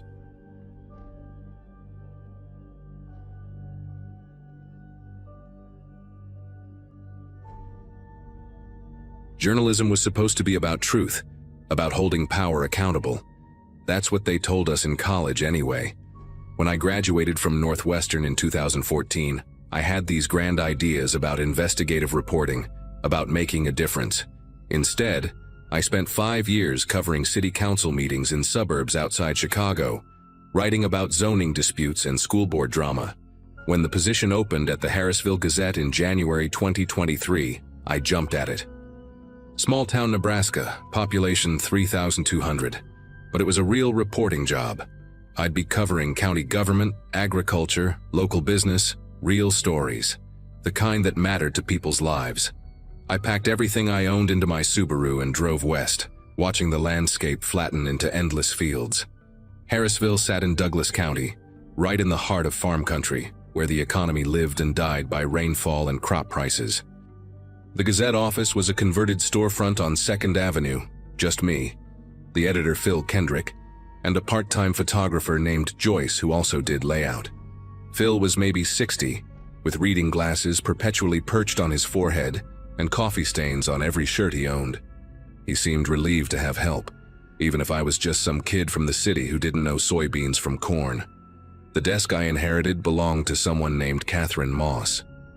Phil mentioned it casually my first day, showing me where she kept her source files, her contact lists, her half-finished articles saved in folders organized by topic. Katie was with us for 11 years, he said, pulling open drawers, showing me her system. Good reporter, real good. She died in a car accident last November, about 2 months back. Single vehicle collision on Route 14, heading home from a county meeting. Rolled her car 3 times. He said it matter-of-factly, the way you describe weather. I noticed he didn't quite meet my eyes when he talked about it. The desk still had her things in it. Reporters' notebooks filled with shorthand I couldn't decipher. Business cards rubber-banded together. A coffee mug that said, "Journalists do it," in quotes. I felt strange sitting there, using her computer login that Phil had reset for me, like I was inhabiting someone's ghost. The town itself seemed pleasant enough at first. Downtown had that scrubbed, desperate charm of rural places trying not to die. A diner called Rosie's Place, where everyone knew everyone. A farm supply store, a dollar store, 2 churches, a bar called the Grain Elevator that I'd later learn was where the real business of the county happened. People were friendly in that Midwestern way, but there was something underneath it, something tight around the eyes. I figured it was just economic anxiety. The drought had been brutal for 3 straight years. Farms were struggling. That much was obvious from the foreclosure notices I had to typeset for the legal ads section. My first month was uneventful. I covered a county commissioner meeting where they discussed road maintenance budgets. I wrote about the high school basketball team making regionals. I interviewed the owner of the feed store about rising costs. Standard small-town reporting, the kind where you learn who matters by who talks to whom after meetings. The commissioners were typical local politicians, a retired farmer named Eugene Pratt, a woman named Dorothy Chen who ran the hardware store, and the chair, a guy named Warren Gilmore. Gilmore was the one everyone deferred to. Mid-50s, tall. With silver hair he kept perfectly trimmed and expensive boots that didn't match the rest of his outfit. He'd been a county commissioner for almost 15 years, and before that he'd worked in agricultural lending at the bank. People spoke about him with a mix of respect and something else, something I couldn't quite name. During my second meeting I watched him shut down a farmer who wanted to discuss water allocation with just a smile and a procedural motion. The farmer, this weathered guy with dirt under his fingernails and desperation in his voice, just deflated and left without another word. I started going through Katie's files in early April, mostly out of boredom. Phil had given me a feature assignment about the drought's economic impact, and I figured she might have notes I could use. Her organizational system was meticulous.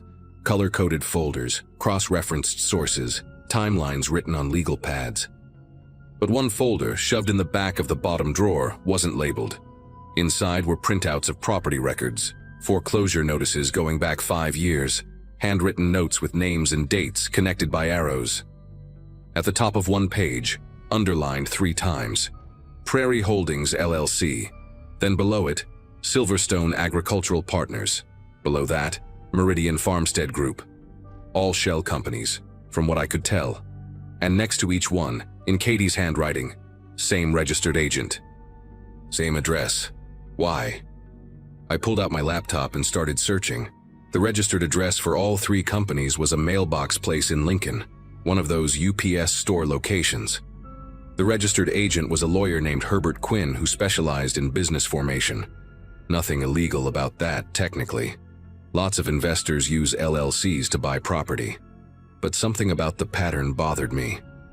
I cross-referenced the properties these companies had purchased with the county GIS maps. 14 farms, all acquired in the last 4 years. All in foreclosure. All in the western part of the county, near where the aquifer ran deepest. The next page in Katie's folder made my stomach turn. She'd written a list of names with dates next to them. Robert Finch, August 2022, suicide. Paul Weaver, January 2023, suicide. Dennis York, October 2022, suicide. 4 names total. All farmers. All had lost their properties to foreclosure. All had taken their own lives within months of losing their land. I knew farm suicides were a real problem, especially during economic downturns. The stress, the debt, the generational shame of losing family land. But 4 in 18 months, all in the same county, all following the same pattern. Katie had circled one name, Robert Finch. Next to it, she'd written, "Wife says water pressure dropped 6 months before foreclosure. Wells on neighboring properties fine.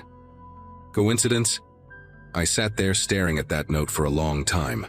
Water pressure. In the middle of a drought, in an agricultural area where water meant survival, someone's well pressure mysteriously drops. Then they can't irrigate, crops fail, they default on loans, lose everything, and end up putting a shotgun in their mouth.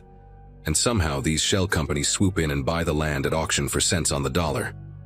I knew I should probably take this to Phil, but I wanted to understand it better first. I spent the rest of that week digging through public records, county water rights permits, agricultural loan documents from the bank, property transfers, court records from the foreclosure proceedings. What I found was a masterclass in legal theft. Each time a farm went into financial trouble, Prairie Holdings or one of the other LLCs would suddenly appear as a creditor, holding liens I couldn't trace back to any original loan.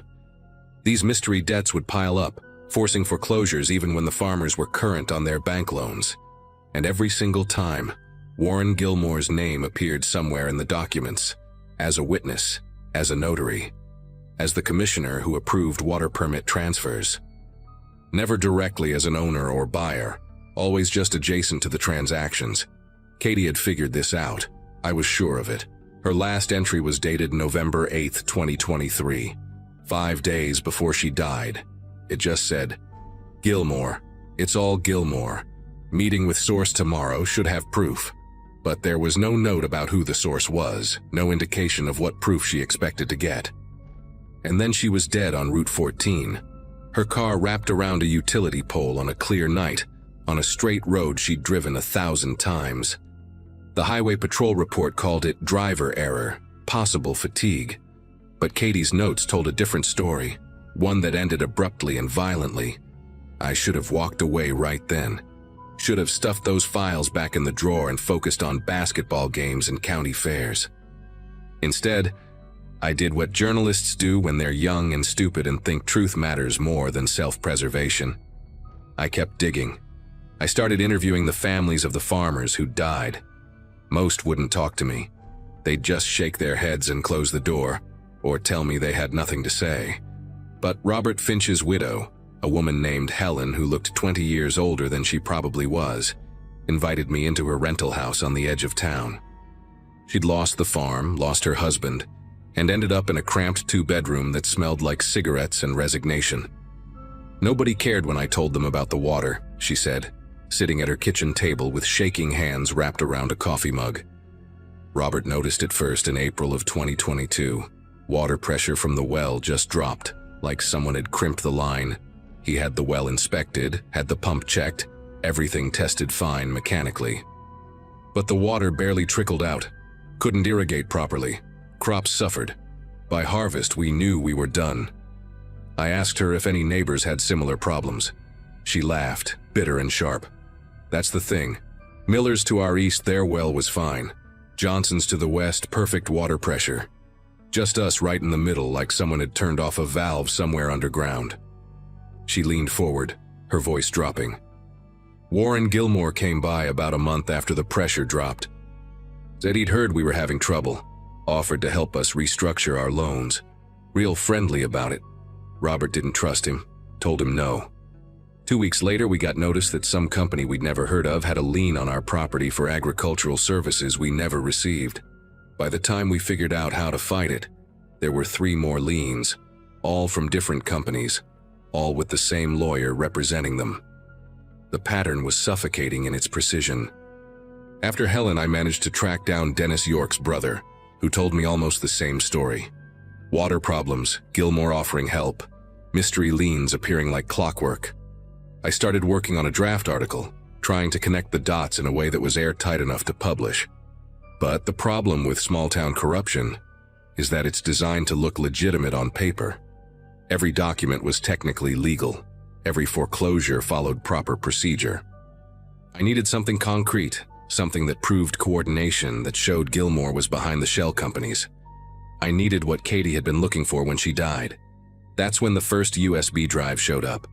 It was mid-May, a Tuesday morning. I got to the office around 8, and there was a manila envelope on my desk with no return address, no postage, just my name written in block letters. Inside was a thumb drive, the cheap kind you can buy in bulk anywhere. No note, no explanation. I plugged it into my computer, half expecting it to be empty or full of viruses. Instead, I found a folder labeled Prairie Holdings Financial Records 2018-2023. Bank statements, wire transfers, articles of incorporation with signatures. And there, listed as the sole member of Prairie Holdings LLC, was a name I recognized. Warren Gilmore's brother-in-law, a guy named Jeffrey Ruiz who lived in Omaha and worked in commercial real estate.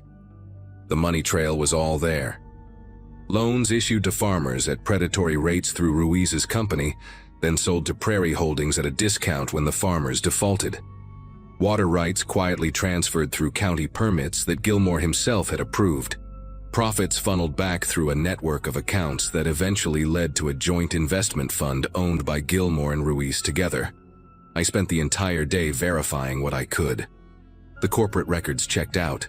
The signatures matched. This was it. This was what Katie had died trying to expose. I called Phil into my office and showed him everything. He sat there reading through the files for almost an hour, his face getting grayer with each page. Finally, he took off his glasses and rubbed his eyes. "You know what this means?" he said quietly. "If we publish this, we're accusing a sitting county commissioner of fraud, conspiracy, and possibly murder." I told him I knew. He asked if I was sure, if I'd verified everything, if I was prepared for the legal fight that would follow. I said yes to all of it, even though my heart was hammering in my chest. Phil nodded slowly, then told me to write it up. We'd run it in Sunday's edition, give it the front page, the whole treatment. I went home that night feeling like I'd finally done something that mattered, like Katie's death wouldn't be for nothing.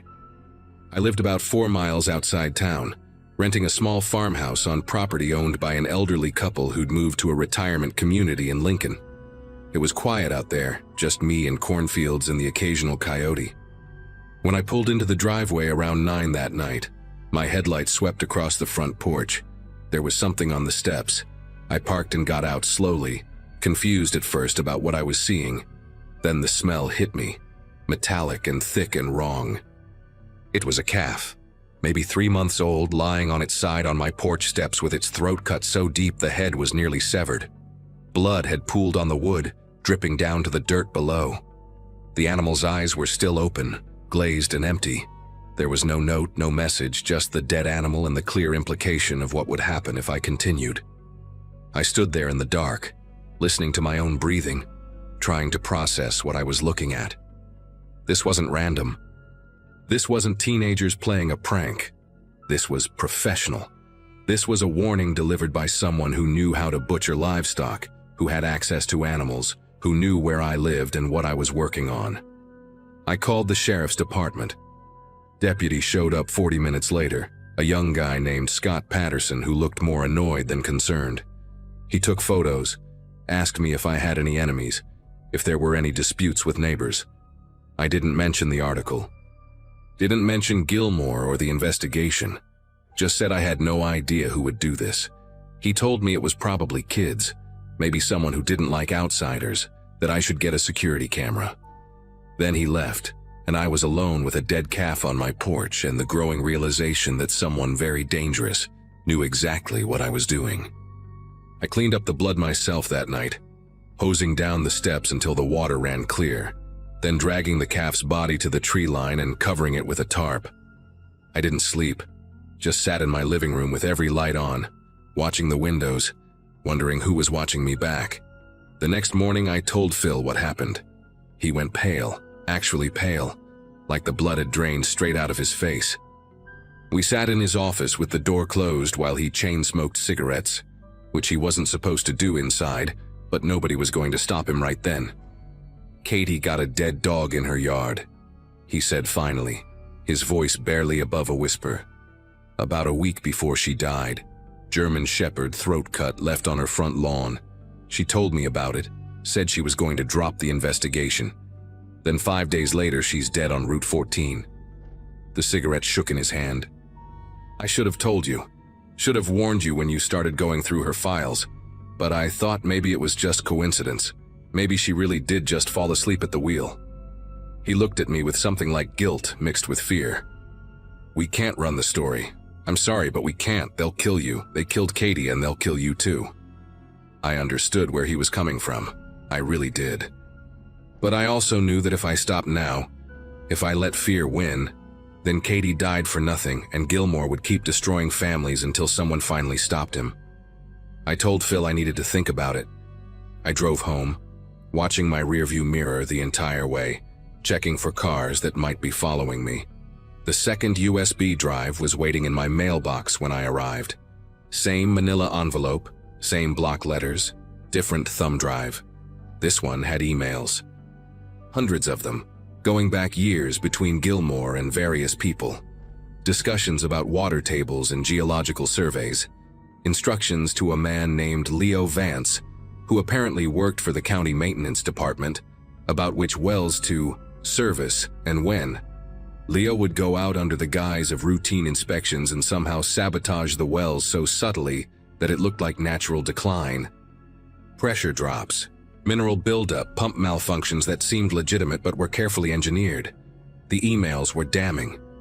They proved intent, proved coordination, proved everything. But they also meant someone inside Gilmore's operation was feeding me information. Someone who wanted him exposed badly enough to risk their own life. That night, another animal appeared. This time it was a dog, some kind of mixed breed. Throat cut identically to the calf left at the end of my driveway where I'd have to see it when I left for work. I didn't call the sheriff, didn't bother with photos or reports. Just buried it in the back corner of the property and tried to figure out what to do. The animals kept coming. A cat 2 days later, a goat the day after that. Always throat cut, always positioned where I couldn't miss them. Always at night when no one would see who was doing it. I stopped sleeping entirely. Started jumping at every sound, every car that drove past, every shadow that moved. I realized this was the point. They weren't going to kill me outright like they probably did to Katie. They were going to terrorize me until I either left town or destroyed the evidence myself. Psychological torture, designed to break me without leaving any connection back to Gilmore. On the 7th night, I sat in my dark living room with my laptop, looking at all the evidence, all the files, all the proof. I thought about Katie driving home on that clear night, probably watching her rearview mirror just like I'd been doing, probably knowing she was in danger but believing the truth mattered more. I thought about the farmers who'd lost everything, about Robert Finch putting a shotgun in his mouth because he couldn't understand why his water had failed, about Helen Finch chain-smoking in her rental house with nothing left but memories and bitterness. Then I did something that probably saved my life but still makes me feel like a coward. I copied everything onto 3 separate drives. I packaged one and mailed it to the Omaha World-Herald with a cover letter explaining the entire situation. I sent another to the Nebraska Attorney General's office with copies of all the financial documents and emails. The third I sent to the FBI field office in Lincoln, because wire fraud and conspiracy cross state lines, and that makes it federal. Then I wrote a short article for the Gazette, not the full investigative piece I'd planned, just a basic news story saying that documents had been provided to state and federal authorities regarding potential corruption in Douglas County land acquisitions, and that investigations were pending.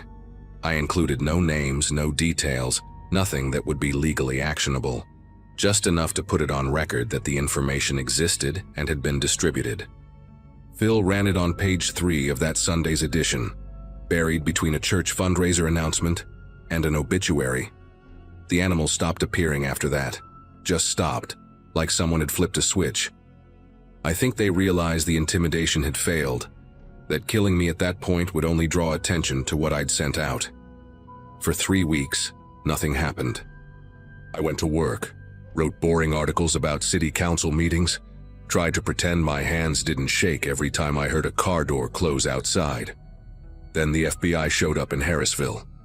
4 agents in suits, meeting with county officials, requesting documents, interviewing people. Warren Gilmore hired a lawyer from Lincoln, one of those expensive ones who specialize in white-collar defense. The investigation took 8 months. They arrested Gilmore in January 2024, along with Jeffrey Ruiz and Leo Vance, the county maintenance guy who'd been sabotaging the wells. Federal charges: conspiracy to commit wire fraud, extortion, racketeering. The state piled on charges related to abuse of public office and falsifying official documents. The trial was in Omaha, lasted 5 weeks, and ended with guilty verdicts on nearly every count. Gilmore got 18 years in federal prison. Ruiz got 12. Vance took a plea deal and got 6 years in exchange for testifying against the others. The farms they'd stolen got tied up in asset forfeiture proceedings, eventually returned to the families, or sold at auction with proceeds going to the victims. It didn't bring back the dead farmers, didn't undo the suicides or the destroyed families, but it was something. I never found out who sent me those USB drives. My best guess is it was someone in Gilmore's inner circle who'd had enough. Maybe someone who'd watched the scheme destroy their community and finally grew a conscience. Or maybe it was someone who wanted a piece of the operation for themselves and saw an opportunity to eliminate competition. I'll never know. I left Harrisville 6 months after the arrests. Took a job at a paper in Des Moines covering state politics, something safer. Something where the stakes didn't involve dead animals on my porch and cars running off straight roads in the middle of the night. Phil retired last year, sold the Gazette to a media conglomerate that turned it into a mostly online operation. We still email occasionally. He never apologized for being willing to kill the story, and I never blamed him for it. Fear is a reasonable response to real danger, and what we faced was absolutely real.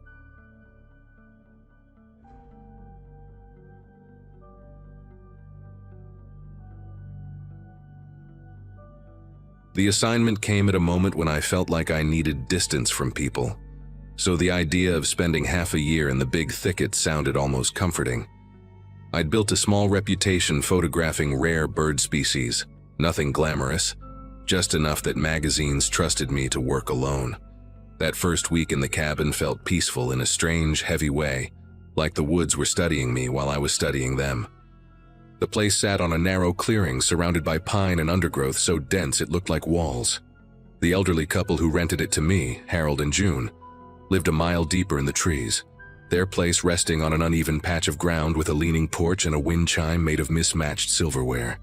They told me their son handled all the paperwork but lived in town, though they never clarified where. I didn't think much of it at the time. My days were spent hiking to wetlands and shadowed creeks, trying to catch glimpses of warblers and kites, coming back exhausted but satisfied. The first odd thing I noticed was my tripod. I left it folded by the door every night, and one morning it was propped against the wall near the kitchenette like someone had set it there carefully. I tried brushing it off, telling myself I must have moved it without paying attention, maybe while half asleep. But then a memory card I'd filled 2 days earlier came up blank. All the files were gone. No corruption, no formatting error, just wiped clean. I started keeping the cards in a small tin under my mattress, thinking maybe humidity had messed with them, though deep down I didn't believe that. Every morning I stepped onto the porch and saw footprints in the damp soil, not boots, bare feet, wide and oddly flat, like someone walked with their toes gripping the earth. They circled the cabin in a loose, drifting path, looping close to my windows before disappearing toward the thicker brush behind the property. To get a better idea of what was happening while I slept, I set up a few motion-activated trail cameras at different angles around the cabin. The first night they didn't capture anything unusual, just a raccoon nosing around my fire pit. But on the second night, one camera caught a man standing between 2 pines barely visible, almost blending into the shadows. He wasn't facing the cabin exactly, but turning his head slightly like he was listening for something. His posture was stiff, arms hanging in a strange, heavy way. I didn't recognize him from anywhere, and when I zoomed in, the details made my skin crawl in a way I couldn't explain.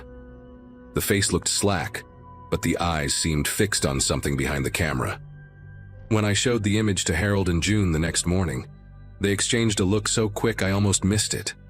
June kept smoothing the front of her apron, while Harold insisted wildlife cameras often distort shapes and trick the eyes, though I hadn't mentioned the figure's shape or posture. The following nights, the cameras captured the same man again and again. Each time he appeared a little closer to the cabin, standing in different positions, behind the woodpile, near the back corner, beside the rain barrel. He always stood still, facing slightly away, as if pretending not to look at the cabin while clearly inching toward it. The fourth image nearly made me drop my tablet. He was right at the tree line, maybe 20 feet from my porch rail, his clothes wrinkled and smeared with dirt. That was also the first time I recognized him. There was a framed photo in Harold and June's living room of a younger man holding a fishing rod, smiling wide with his eyes squinting against the sun. The man in my photos had that same face, only drained of warmth and years older. Their son. The one they claimed lived in town. The one they mentioned only in short, dismissive comments like they were trying to keep him sealed behind glass. When I walked to their place the next morning, the air felt strangely still, as if the woods were waiting to hear what I would say. Their home always carried a faint smell of cedar and something medicinal, and I remember how June's hands kept fidgeting with the edge of a dish towel while Harold guided me to the small kitchen table. I told them I recognized the man from their photo, that he'd been around my cabin for days. The silence that followed felt heavy enough to crush my breath. June finally spoke, her voice thin and brittle, saying their son Daniel had died 10 years earlier in a hunting accident somewhere beyond the eastern ridge. She shared it like a rehearsed story, one she'd said many times yet hated repeating. Harold nodded along, staring at the wood grain of the table instead of looking at me. The problem was, the Daniel in my trail cam photos didn't look like someone gone a decade. He looked very much alive and very much present. I asked if anyone else could have been in the woods, maybe a relative who resembled him, maybe a neighbor passing through. They both shook their heads insistently. Harold said people didn't wander around this part of the forest without a reason, especially at night. Their certainty made my arms tense, like my body was bracing for something it couldn't yet name. When I asked if I could see a picture of Daniel a little closer, June hesitated, then rose to retrieve the same frame I'd noticed earlier. The moment she set it in front of me, I felt a jolt. Not fear exactly, but the unsettling recognition that the differences between the photo and the man on my camera weren't random aging. His hair in the photo was neatly trimmed. The man outside my cabin had longer, uneven strands that stuck to his temples as though he'd been sweating or running. The shape of his jaw looked a bit sharper now, like he'd lost weight recently. None of it lined up with a decade-old death. I thanked them and left, though their eyes stayed on my back the entire walk down the dirt path. The unease followed me into the afternoon, clinging to each quiet hour. While shooting along a shallow creek bed, I kept replaying everything in my head. The footprints, the wiped memory cards, the tripod moved with such intention it almost felt polite. When I returned to the cabin for lunch, I walked straight into the bathroom to wash my hands and caught something that made my breath hitch. On the counter by the mirror sat a small orange prescription bottle. I hadn't seen it that morning. The label listed a recent fill date and a patient name, Daniel Parson. Not his mother's medication, not a decade-old remnant, current. I slowly lifted the bottle and turned it in my hand, noticing the address matched Harold and June's. It felt like the room shifted around me as I set it back exactly where it had been. A question kept circling my mind. Why would they tell me he was dead if he was clearly still under their roof? That question dug even deeper when I found the rental agreement that night. I kept all my paperwork tucked in a folder under my field laptop. The signature line was filled with neat cursive, June Parson. But the pen pressure was uneven, almost like someone wasn't used to writing in that style. I compared it to the note June had left me on move-in day, a reminder about the spare keys. The handwriting didn't match at all. The rental agreement had a firmer slant, the strokes more deliberate.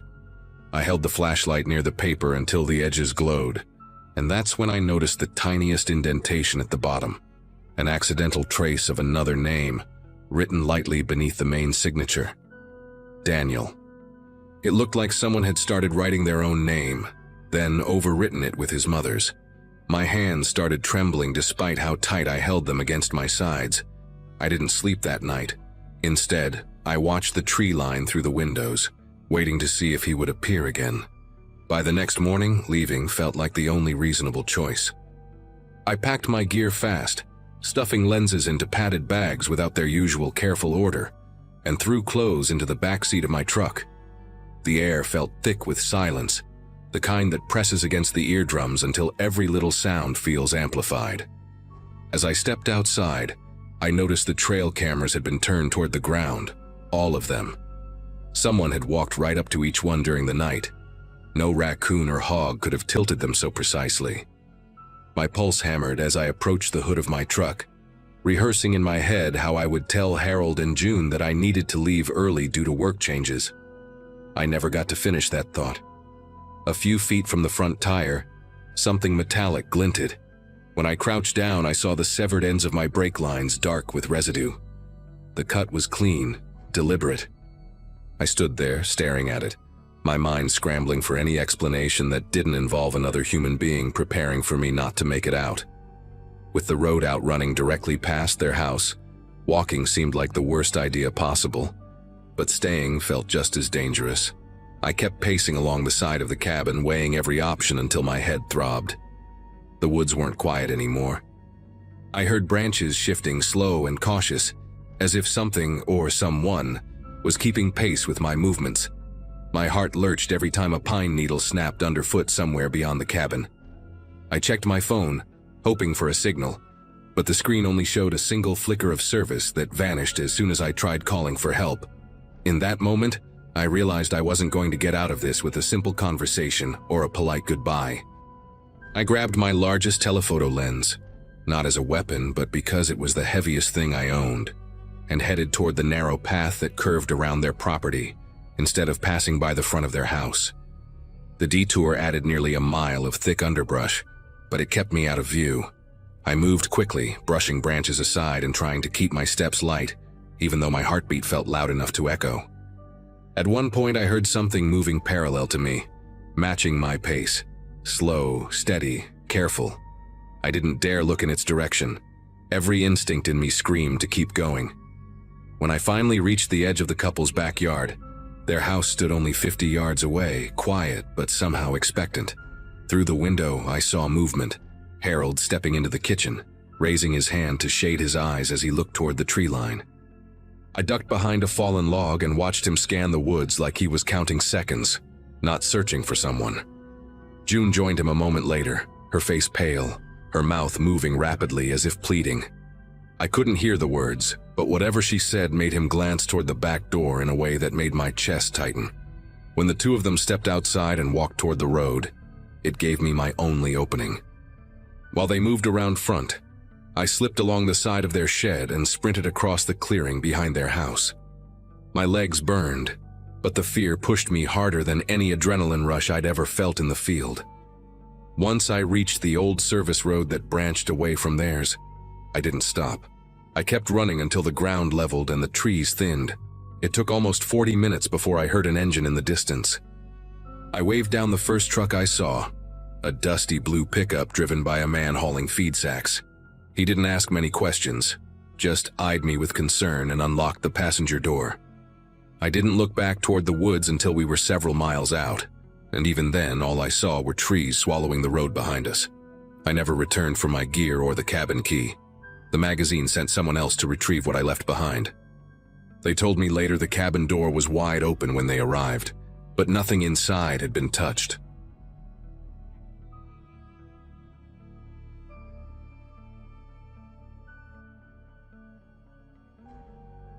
Living in a quiet retirement complex just outside Corpus Christi wasn't part of any plan I ever had, but life nudged me there after my aunt passed away and left me her small condo.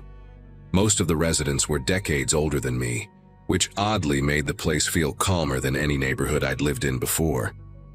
I worked remotely back then, so my days were mostly spent watching the slow routines around me. The morning shuffle of walkers on the sidewalk, the shared pot of overly sweet coffee brewing in the community kitchen, and the soft hum of the old ceiling fans that never seemed to turn off. Everyone knew everyone, or at least pretended to, and it didn't take long for me to recognize the familiar faces who moved through each hallway like they'd memorized every inch of it over the years. It was the kind of environment where gossip spread faster than weather changes, usually harmless, usually boring, until the night deaths started stacking up. At first, nobody questioned the pattern. Older residents passed away from time to time, and people tried to make peace with that. But the timing was strange. Every single incident happened deep into the night, always during the same overnight shift, and always with the same home health aide present, Harriet Rowe, a woman most people described as gentle and endlessly patient. She had this way of speaking in a slow, soft rhythm that made even the most anxious residents relax. I didn't know her well, but I'd see her pushing her little cart down the hall, humming these old melodies I couldn't recognize. People loved her.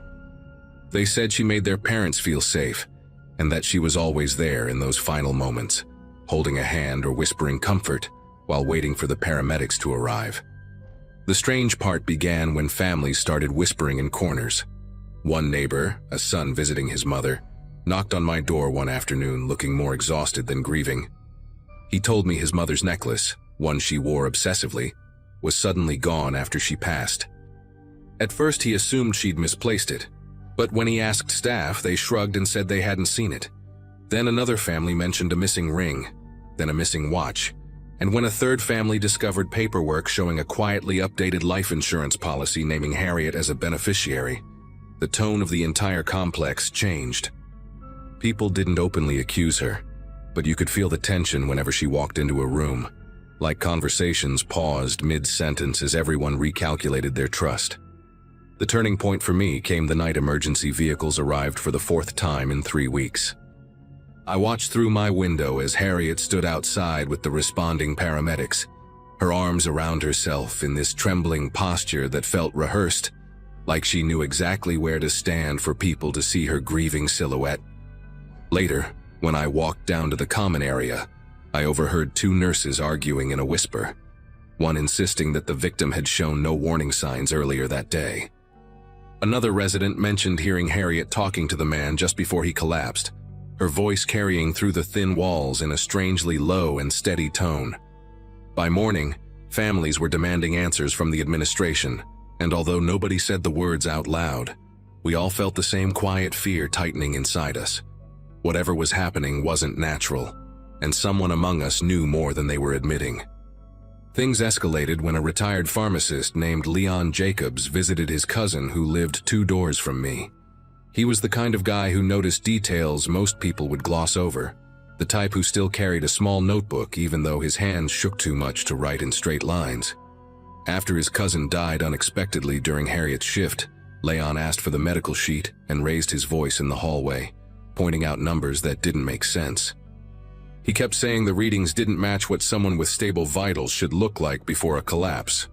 Staff tried to calm him down, but he wouldn't stop talking about chemical imbalances and how easy it was to hide certain substances in bloodstream reports unless someone looked for them specifically. People brushed him off as a grieving relative clinging to theories, until he brought up potassium chloride. A week later, a family demanded an independent review on their father's cause of death, insisting that nothing about his decline matched his behavior earlier that day. The administration reluctantly agreed to release the body, mostly to avoid confrontation, but the funeral home flagged abnormalities that prompted a deeper look. I remember hearing the news from a neighbor who practically ran to my door, breathless and pale. The medical examiner had noticed signs consistent with an induced cardiac arrest. It wasn't definitive proof of foul play yet, but it was enough to request exhumation orders for other recent deaths. The community turned eerily quiet during those days, as if the silence itself had weight. Even the birds seemed to avoid the courtyard. The results hit the complex like a thunderclap. 7 bodies, spanning nearly a year and a half, all showed elevated levels of potassium chloride, levels too high to be accidental, the kind of numbers that could stop a heart within minutes and leave almost no trace unless someone knew exactly where to look. When the announcement became public, people reacted in different ways. Some cried, some got angry, some simply walked in circles like they were trying to orient themselves in a room that suddenly had no doors. I sat on my couch staring at the statement on my phone, my chest tightening with this strange mix of fear and disbelief. It wasn't just the deaths, it was the idea that someone had been choosing who would live and who wouldn't, right under our noses. The police questioned everyone who had been working overnight shifts, but all roads pointed back to Harriet. Her access, her proximity, the fact that she always seemed to be there at the exact moment each resident took their final breath. But what unsettled me the most wasn't the mounting evidence. It was remembering the night I'd taken out the trash around 2 in the morning and saw her leaving one of the units. She wasn't humming that night. She walked slowly, almost drifting, with her hands tucked into her pockets and her eyes fixed straight ahead, as if replaying something in her mind. She didn't acknowledge me, didn't even blink in my direction. I stood there gripping the trash bag, suddenly aware that the hallway around us felt colder than usual, like the temperature had dipped just in that narrow stretch of carpet where she passed. The morning Harriet was arrested, the entire complex gathered behind windows and door frames like a silent audience. She walked out with her hands cuffed in front of her, her expression strangely calm, almost detached from the chaos around her. Reporters appeared within hours, their vans clogging the entrance, while residents clung to each other in the lobby, trying to wrap their minds around how someone so trusted had moved through their parents' final hours with a syringe hidden behind that soothing demeanor. Families showed up carrying folders, photographs, and every scrap of memory they had, searching for clues they wished they'd noticed earlier. I remember feeling this heavy ache in my chest, not sympathy for her, but for the people who believed she'd been an angel in the room, when in reality, she might have been the reason that room fell silent. The investigators later revealed that Harriet kept a small metal box in her locker, containing jewelry pieces from multiple residents. Every item was neatly arranged, each on a piece of felt cloth, almost like a personal collection. They also uncovered a pattern in the amended insurance forms, subtle changes spread out over months, always done quietly, always signed during late-night conversations when residents were tired and far more vulnerable. Some families blamed themselves for trusting her warmth. Others got lawyers involved immediately, and a few simply stopped visiting the complex altogether, unable to bear stepping into a place that now felt tainted by something predatory. As for me, I couldn't shake the image of her gliding through the hallway that night, her footsteps barely touching the carpet. Over the next few months, the atmosphere in the complex shifted into something brittle. Every sound made people jump, every cough, every slow knock on a door, every late-night creak from the ventilation system. I found myself adopting routines I never had before, double-checking my locks, avoiding the hall at night, keeping my phone fully charged on the nightstand. The residents who remained alive grew suspicious of anyone wearing scrubs, even new employees who had nothing to do with what happened. A therapist volunteered to meet with grieving families and tenants, but very few attended. It felt like no one wanted to talk in rooms where so much had been hidden in plain sight. Eventually, I made the decision to move out. There wasn't a dramatic moment that pushed me to it, just a steady, suffocating sense that the walls carried memories I didn't want to keep living beside. On my last day there, I took one final walk through the courtyard. The benches were empty, the wind barely moved the hedges, and the place felt drained of the warmth it once had.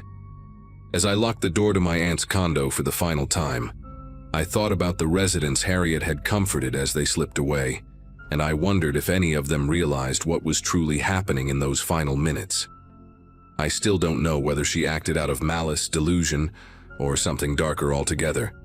But I've never forgotten how close I lived to someone who treated other people's endings as opportunities hidden behind a gentle voice, and catching up on sleep.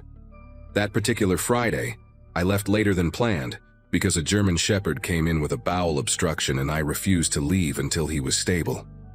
By the time I merged onto I-40 heading east, the sun had already bled out behind the hills, and the sky had turned that bruised purple color that always made me drive a little faster. I cranked up the heat and told myself I would be at Candace's place before midnight. The first hour passed without incident. I had a true crime podcast playing through my speakers, some case about a missing woman in Ohio, and I remember thinking how strange it was to find comfort in other people's tragedies. The traffic thinned out past Cookville, and soon I was one of maybe 3 cars visible in either direction. Tennessee has this way of swallowing you once you leave the cities behind. The hills roll up on both sides like shoulders hunching against the cold, and the trees press so close to the road that your headlights catch nothing but bark and shadow. I stopped at a gas station around 8:30 to fill up and grab a coffee. The attendant was a tired-looking woman with a crucifix tattoo on her wrist, and she told me to drive safe because there had been fog warnings past mile marker 80. I thanked her, topped off my tank, and pulled back onto the highway without a second thought. My mirrors showed nothing but darkness behind me, and I had no reason to think that would change. 15 minutes after leaving the gas station, I noticed headlights appearing in my rearview mirror. That alone meant nothing. Plenty of people travel I-40 at night, truckers mostly, sometimes families trying to make good time while the kids sleep. But these headlights were different. They came up fast, way too fast, and then settled about 10 feet behind my bumper. High beams, the kind that fill your entire car with white light and turn your mirrors into weapons against your own eyes. I tilted the rear view to cut the glare and squinted at my side mirrors, trying to make out the shape of the vehicle. It looked like a pickup truck, older model sitting high on its chassis. I tapped my brakes a couple times, the universal signal for back off, but the truck did not slow down. If anything, it crept closer. I could feel the heat of those headlights on the back of my neck like a physical pressure, and I told myself this was just some impatient local who wanted me to speed up or move over. I was doing 70 in a 65 zone, which should have been more than enough for anyone. The right lane was empty, completely open, and yet this truck refused to pass. It just sat there inches from my rear bumper, those high beams drilling into my skull. I sped up to 75, then 80, watching my speedometer climb while the truck matched me perfectly. My heart started beating a little harder. I checked my phone and saw 1 bar of signal, barely enough to load a text message. The next exit was 14 miles away according to the last sign I remembered passing. I moved into the right lane, slowing down deliberately, giving the truck every opportunity to blow past me and disappear into the night. Instead, it moved into the right lane behind me. Same distance, same blinding light. That was when the first real spike of fear hit my chest, because I understood that whoever was driving that truck was not trying to pass me. They were following me. I grabbed my phone and tried to dial 911, but the call would not connect. The screen just showed that spinning wheel, searching for a signal that did not exist out here in the gaps between cell towers. I threw the phone onto the passenger seat and gripped the steering wheel with both hands, knuckles tight, mind racing through options. The highway stretched ahead in a long straight line with no exits, no gas stations, nothing but guardrails and trees and the occasional mile marker reflecting my headlights back at me. Then the truck accelerated. I watched it swing into the left lane, engine roaring loud enough that I could hear it over my own car. And for one hopeful second, I thought the driver had finally gotten bored and decided to pass. But the truck did not pass. It pulled up alongside me, matching my speed exactly, and then it started drifting toward my lane. Not fast, slow and deliberate, like a predator testing how its prey would react. I jerked the wheel right and heard my tires bite into the rumble strip along the shoulder, that violent vibration shaking through the frame of my car. The truck pulled back into the left lane and I steadied myself, breathing hard, trying to keep my car centered. My side mirror caught a glimpse of the driver for just a moment when we passed beneath an overhead light. Male, broad shoulders, baseball cap pulled low. I could not see his face, just the shape of him hunched forward over his steering wheel. The truck dropped back behind me again, resuming its position inches from my bumper, and I realized he was playing with me, testing my reactions, seeing how I would respond to pressure. I had dealt with aggressive drivers before, road rage incidents where someone cuts you off and screams obscenities through their window. But this was different. There was no anger here, no honking, no middle fingers. Just that truck sitting in my mirrors like a patient animal waiting for its moment. I pressed the gas and pushed my Subaru up to 85, watching the speedometer needle climb into territory I had never driven before on a dark highway. The truck matched me. 90, the truck matched me. I was running out of speed and running out of ideas. A sign appeared in my headlights announcing an exit in 2 miles, some town I had never heard of called Granton. I made a split-second decision and stayed in the right lane. watching the exit approach, waiting until the last possible moment before yanking my wheel toward the off-ramp.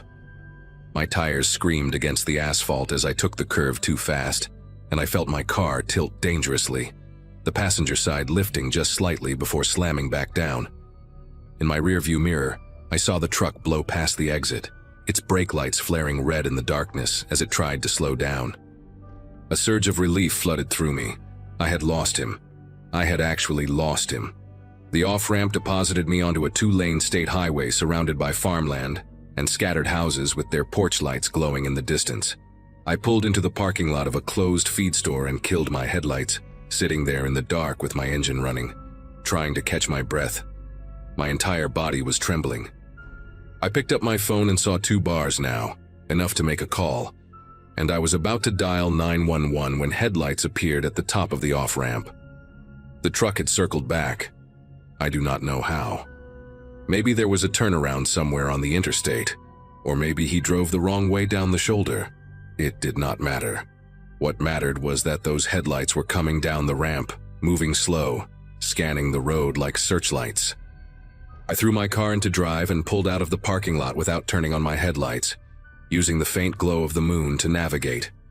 The state highway curved through fields and past old barns, and I drove as fast as I dared in near total darkness, checking my mirrors every few seconds.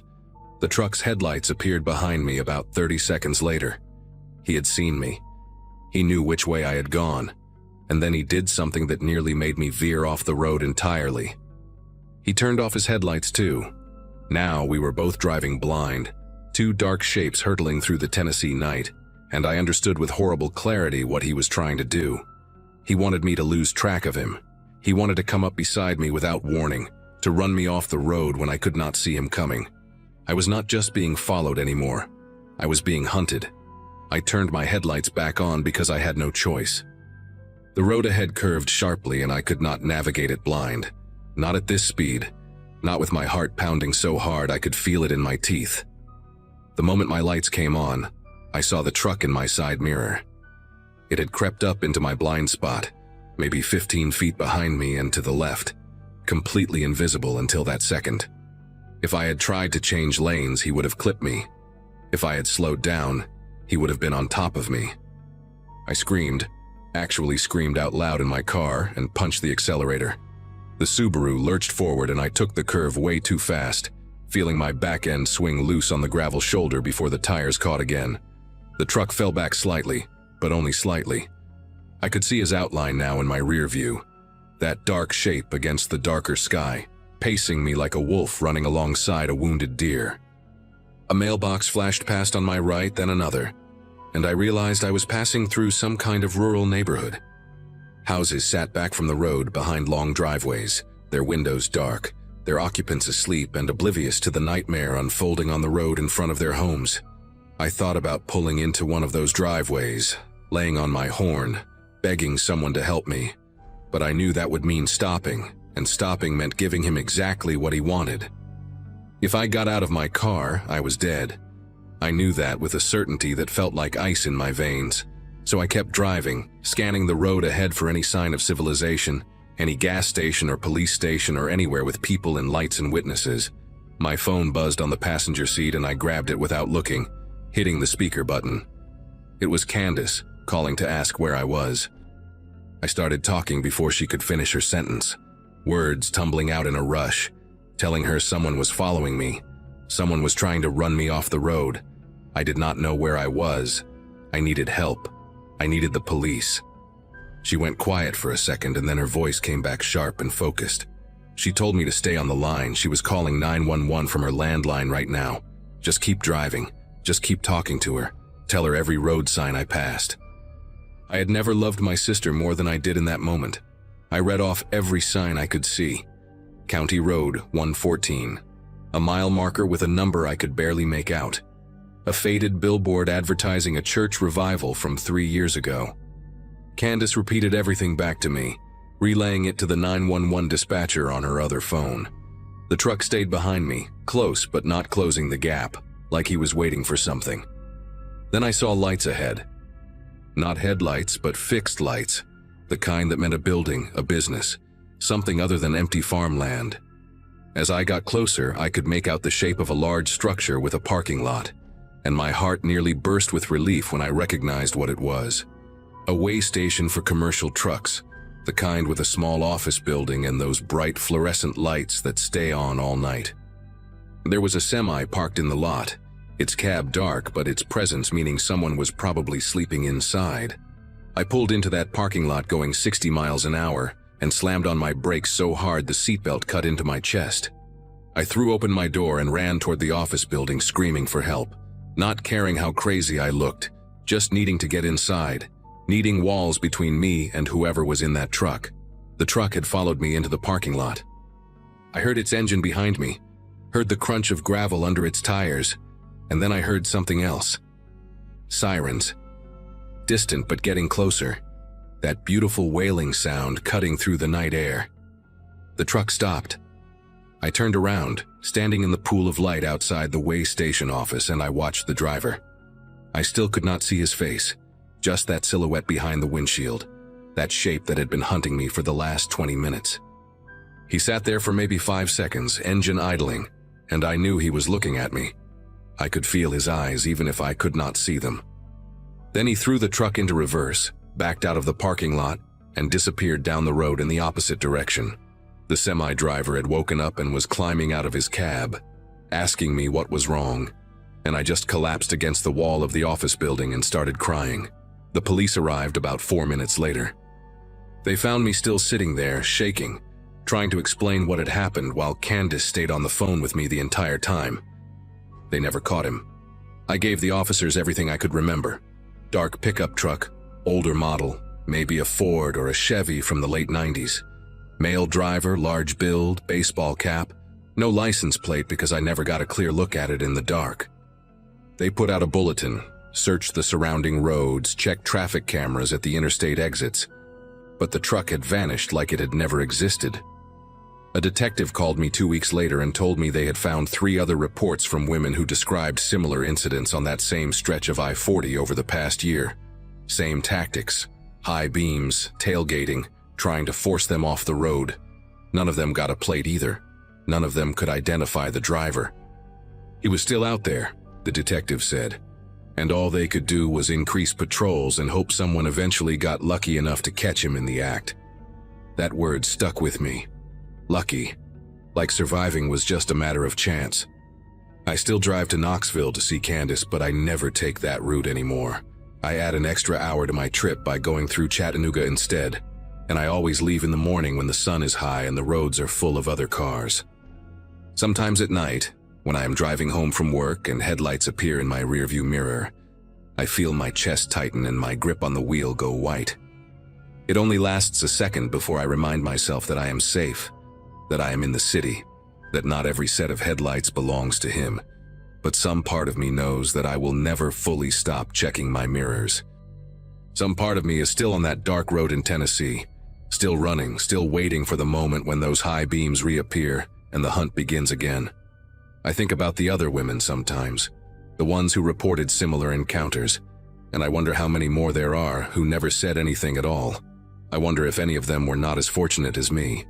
And I wonder, every single time I get behind the wheel after dark, if tonight is the night he finds someone else.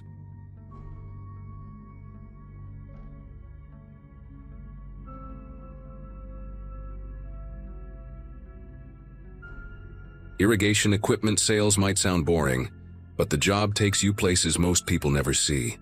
My territory covers the rural stretches of Missouri, Arkansas, and parts of Oklahoma. Farming country where the nearest Walmart can be 40 miles away, and cell towers are more of a suggestion than a guarantee. I graduated from a small college in Kansas back in 2015, and 8 years later, I had worked my way up to regional accounts manager, which really just meant I spent more time on the road than at home. That particular Wednesday in late March 2023, I had finished my last meeting of the week in a town called Pocahontas, Arkansas. A sleepy little place with one stoplight and a diner that served the best chicken fried steak I have ever tasted. My GPS showed 2 routes back to my motel in Jonesboro. The main highway, which would take an hour and 40 minutes, or a series of county roads cutting through farming corridors that promised to shave off almost 40 minutes. I was tired. My back ached from 3 nights on cheap motel mattresses, and all I wanted was a hot shower and a cold beer. The shortcut seemed like the obvious choice. I pointed my rental car, a white Chevy Malibu that smelled like someone had chain-smoked in it for a decade, toward the setting sun, and headed into the emptiest stretch of land I had seen in years. The first half hour was peaceful in a way that city people never really understand. Fields rolled out in every direction, brown and gray with early spring stubble, waiting for the planting season to bring them back to life. The road was narrow, barely wide enough for 2 cars to pass without one of them drifting onto the gravel shoulder, and the asphalt was cracked and patched in a dozen places. I passed maybe 3 farmhouses total, all of them set far back from the road with long dirt driveways and rusted mailboxes leaning at odd angles. No other vehicles, not a single one. The sun kept dropping, turning the sky into bands of orange and purple, and I cracked my window to let in some of the cool evening air, because the heater in the Malibu was broken on full blast. My phone had lost signal about 15 minutes after I left Pocahontas, and the radio was nothing but static, so I drove in silence. Just me, the hum of the engine, and the occasional crow lifting off from a fence post as I passed. I remember thinking how isolated it felt, how far removed from anything resembling civilization. At the time, it seemed almost meditative, calming. I had no idea that someone was watching me drive deeper into that emptiness, counting the minutes until I reached their trap. I saw the first branch about 40 minutes into the drive. It was a thick limb, maybe 8 inches in diameter and about 12 feet long, lying diagonally across the road. The bark was still pale where it had broken from the tree, and a few green buds clung to the smaller twigs. It looked fresh, like it had fallen within the last day or 2. We had gotten some strong winds earlier that week, so it did not strike me as unusual. I slowed the Malibu to a crawl and studied the obstacle. There was just enough room on the right shoulder, where the asphalt gave way to packed dirt and gravel, to squeeze around it without going into the shallow drainage ditch beyond. I eased the car over, felt the tires crunch on loose stones, and passed the branch without any trouble. As I pulled back onto the road and accelerated, I glanced in my rearview mirror almost out of habit. The branch sat there in the fading light, a dark shape against the gray pavement getting smaller as I drove away. I thought about stopping to move it out of the road. Some farmer with a trailer might not see it in time, but I was tired, and the daylight was fading fast. I told myself someone local would deal with it. I kept driving. That decision, that small act of laziness, might be the only reason I am still alive to write this. Maybe 3 or 4 minutes passed. I had just crested a small rise in the road, one of the few elevation changes in that pancake flat landscape, when something made me look in the rearview mirror again. I cannot explain why. Call it instinct, call it paranoia, call it whatever you want. But I looked, and what I saw turned my entire body cold. 2 figures stood in the road behind me, right where the branch had been.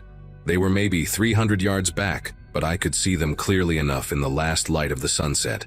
2 men, both wearing dark clothing, and they were dragging something across the asphalt. It took me a second to process what I was seeing, and then it clicked. They were pulling the branch back into place, not to the side of the road, across it, blocking it completely. I watched them position it, watched them step back to examine their work, and then both of them turned and looked in my direction. I do not know if they could see me watching them in my mirror, but it felt like they could. It felt like they knew exactly where I was and exactly what I was doing. My foot pressed down on the gas pedal without any conscious decision from my brain, and the Malibu surged forward. The speedometer climbed from 40 to 50 to 60. I needed to get out of there. I needed to find a main road, another car, a farmhouse with lights on. Anything. The GPS on my phone was useless without signal, but before I had lost connection, it had shown this road continuing straight for another 6 or 7 miles before intersecting with a larger county route. 6 miles. At 60 miles per hour, that was 6 minutes. I could do 6 minutes. I gripped the steering wheel so tight my knuckles ached, and kept my eyes locked on the road ahead, scanning for any sign of civilization. any indication that I was getting closer to safety.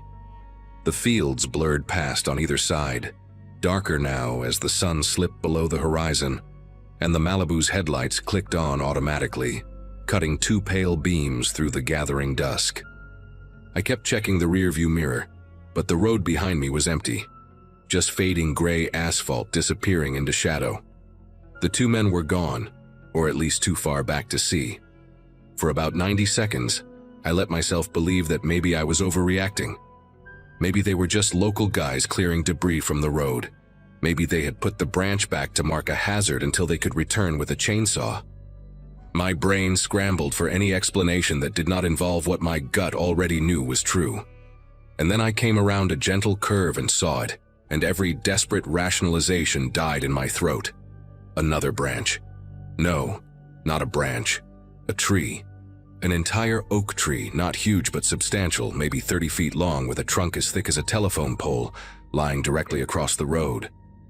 Both ends stretched into the drainage ditches on either side, leaving no gap, no shoulder to squeeze through. Nothing. I slammed on the brakes and the Malibu skidded, the tires screaming against the asphalt, and I came to a stop maybe 20 feet from the barrier.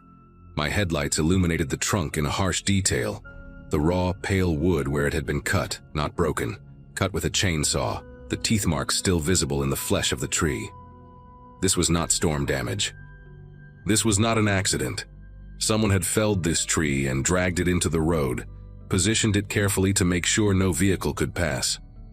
I sat there, engine idling, staring at that barricade, and my mind raced through options that all led nowhere. I could not drive around it. I could not drive through it, and I could not go back, because somewhere behind me two men had sealed the road and were probably already walking in my direction. I was boxed in, trapped on a strip of crumbling asphalt in the middle of nowhere, with night falling fast and no way to call for help. That is when they appeared. Not from behind me, where I expected them, but from the sides. From the tree lines that bordered the fields on either side of the road, maybe 50 yards back from the asphalt. First one silhouette on the left, stepping out from between two gnarled oaks, then another on the right, emerging from a cluster of brush. Then two more, one on each side, spaced apart like they had rehearsed this. I counted 5 in total before I stopped counting, because my brain was no longer processing information in any useful way. They walked slowly, deliberately, not running, not shouting, just moving toward the road with the calm patience of people who knew their prey had nowhere to go. The last of the daylight was almost gone, but I could make out enough details to know these were not teenagers playing a prank. They were grown men, most of them heavy-set, wearing work clothes, canvas jackets, boots, jeans stained with dirt or oil, and they were carrying things, long things. One of them had what looked like a pipe or a metal rod. Another held something with a wooden handle, an axe or a sledgehammer, I could not tell. A third had a length of chain wrapped around his fist, the excess dangling at his side. These were not tools for clearing brush. These were weapons. And they were walking toward me like they had all the time in the world. I had maybe 30 seconds before they reached the road. My mind finally kicked into gear, running through every possible option at a speed that felt almost detached from my body. I could get out and run into the fields, but they knew this land, and I did not. And I would be running blind in the dark while they closed in from multiple directions. I could stay in the car and lock the doors, but a sledgehammer or an axe would go through a window in seconds, and then I would be trapped in a metal box with no way to defend myself. I could try to ram the tree blocking the road, but it was solid oak and the Malibu was a mid-sized sedan. At best, I would destroy the front end of the car and disable my only means of escape. None of the options were good. All of them ended with me dead or worse on this empty stretch of road where no one would find me for days. But then I looked at the tree again, really looked at it, and I noticed something. The trunk was thick, yes, but the branches extending from it were not. On the far right side, where the tree's crown had fallen into the ditch, the limbs were thinner, some of them no thicker than my arm. And beyond them, on the other side of the ditch, was an open field. Flat, bare, recently plowed. If I could get enough speed, if I could hit that section at the right angle, maybe, just maybe, I could smash through the smaller branches and make it into that field. I did not give myself time to second guess. The men were maybe 40 yards away now, close enough that I could hear one of them shout something to the others, a harsh, guttural sound that I could not make out but that sounded like a command.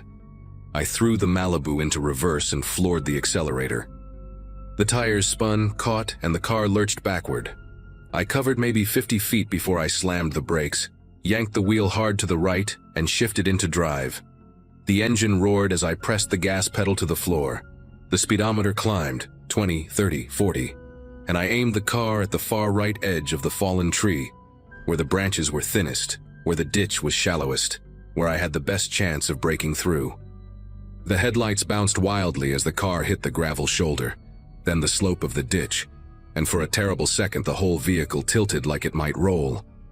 But the wheels found traction in the soft earth, and the Malibu plowed forward, smashing into the tangle of branches with a sound like 100 bones snapping at once. Wood exploded across the hood and windshield. Something cracked against the side mirror and tore it clean off. I felt the car buck and shudder as it climbed over debris, felt the undercarriage scrape against something solid, and then, impossibly, miraculously, I was through. The field opened up in front of me, dark and endless under the first stars of the evening. The ground was soft from recent plowing, and the Malibu's tires sank a few inches into the loose soil, but the car kept moving. I did not slow down. I did not look back. I just drove, bouncing across the furrows at 30 miles an hour, the steering wheel jerking in my grip as I fought to keep the car pointed in a straight line. Behind me, I could hear shouting, angry, frustrated voices carrying across the empty field, but they were getting fainter with every second. No headlights followed me, no engines roared to life. They had not expected me to do this. They had planned for someone who would stop, who would panic, who would make the mistake of getting out of the car or trying to reason with them. They had not planned for someone desperate enough to destroy a rental car to escape. I drove for what felt like an eternity but was probably only 5 or 6 minutes, crossing field after field, crashing through a low barbed wire fence at one point, until finally, I saw lights in the distance. A farmhouse. A real one, with a porch light on and trucks in the driveway. I aimed the battered Malibu toward it and did not stop until I was parked right in front of the steps, laying on the horn with everything I had. An older man came out first, maybe 60 years old, wearing suspenders over a flannel shirt and holding a shotgun like he knew how to use it. His wife appeared behind him a moment later, already on a cordless phone. I must have looked insane. A stranger in a destroyed car, covered in sweat, babbling about men with weapons and trees across the road. But something in my face or my voice must have convinced them, because the man kept his gun ready while his wife called the county sheriff. I sat on their porch steps, shaking so hard I could barely hold the glass of water they gave me, and waited for the sirens. It took almost 40 minutes for the deputies to arrive, and another hour for them to check out the road I had described. When they came back, their faces told me everything I needed to know before they said a word. The tree was gone. The branch was gone. There was no sign that anything had blocked that road at all. Just some tire tracks in the dirt shoulder and a few broken twigs scattered across the asphalt. No men, no weapons, no evidence that any of it had happened. One of the deputies, a younger guy with a buzz cut and skeptical eyes, asked me 3 times if I had been drinking. I had not. I had not taken any drugs. I was not hallucinating, but I could see in their faces that they did not believe me. They took my statement, gave me a ride back to my motel in Jonesboro, and told me to call if I remembered anything else. I did not sleep that night. I sat in my motel room with the chain on the door and a chair wedged under the handle, staring at the ceiling and replaying every second of what had happened. The next morning, I returned the destroyed Malibu to the rental company and paid the damage fees without complaint. It was worth every penny. I called my boss and told him I was taking a few personal days. Then I drove home to Kansas, taking only major highways the entire way, and I did not stop for anything except gas at well-lit stations with plenty of other cars around. In the weeks that followed, I did some research. I found a few scattered reports online, Reddit threads, local news archives, true crime forums, about similar incidents in rural areas across the South and Midwest. Fake accidents, staged breakdowns, trees or debris blocking isolated roads. Most of the stories ended with the victim escaping, like me, but a few ended with people simply disappearing. Cars found abandoned, missing persons reports that went nowhere. The common thread in all of them was isolation. These people, whoever they were, targeted travelers on back roads, people who would not be missed right away, people whose disappearance could be written off as an accident or a runaway. I never found out who the men on that road were. I never found out what they wanted from me, and part of me hopes I never do.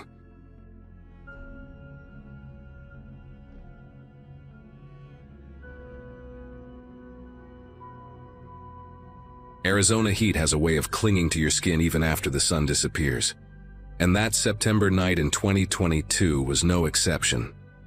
My name is Carolyn, and I had just turned 34 2 weeks before accepting a job offer that would change everything. Phoenix seemed like the fresh start I needed after spending my entire adult life in El Paso. Same apartment, same dead-end office job, same faces at the grocery store who still remembered me as the quiet girl from high school. A friend from college had connected me with a position at a marketing firm downtown, and for the first time in years, I felt something close to hope. So I packed everything I owned into my old Subaru Outback and decided to drive through the night, because sleeping in motels alone made me more anxious than exhaustion ever could. The plan was simple.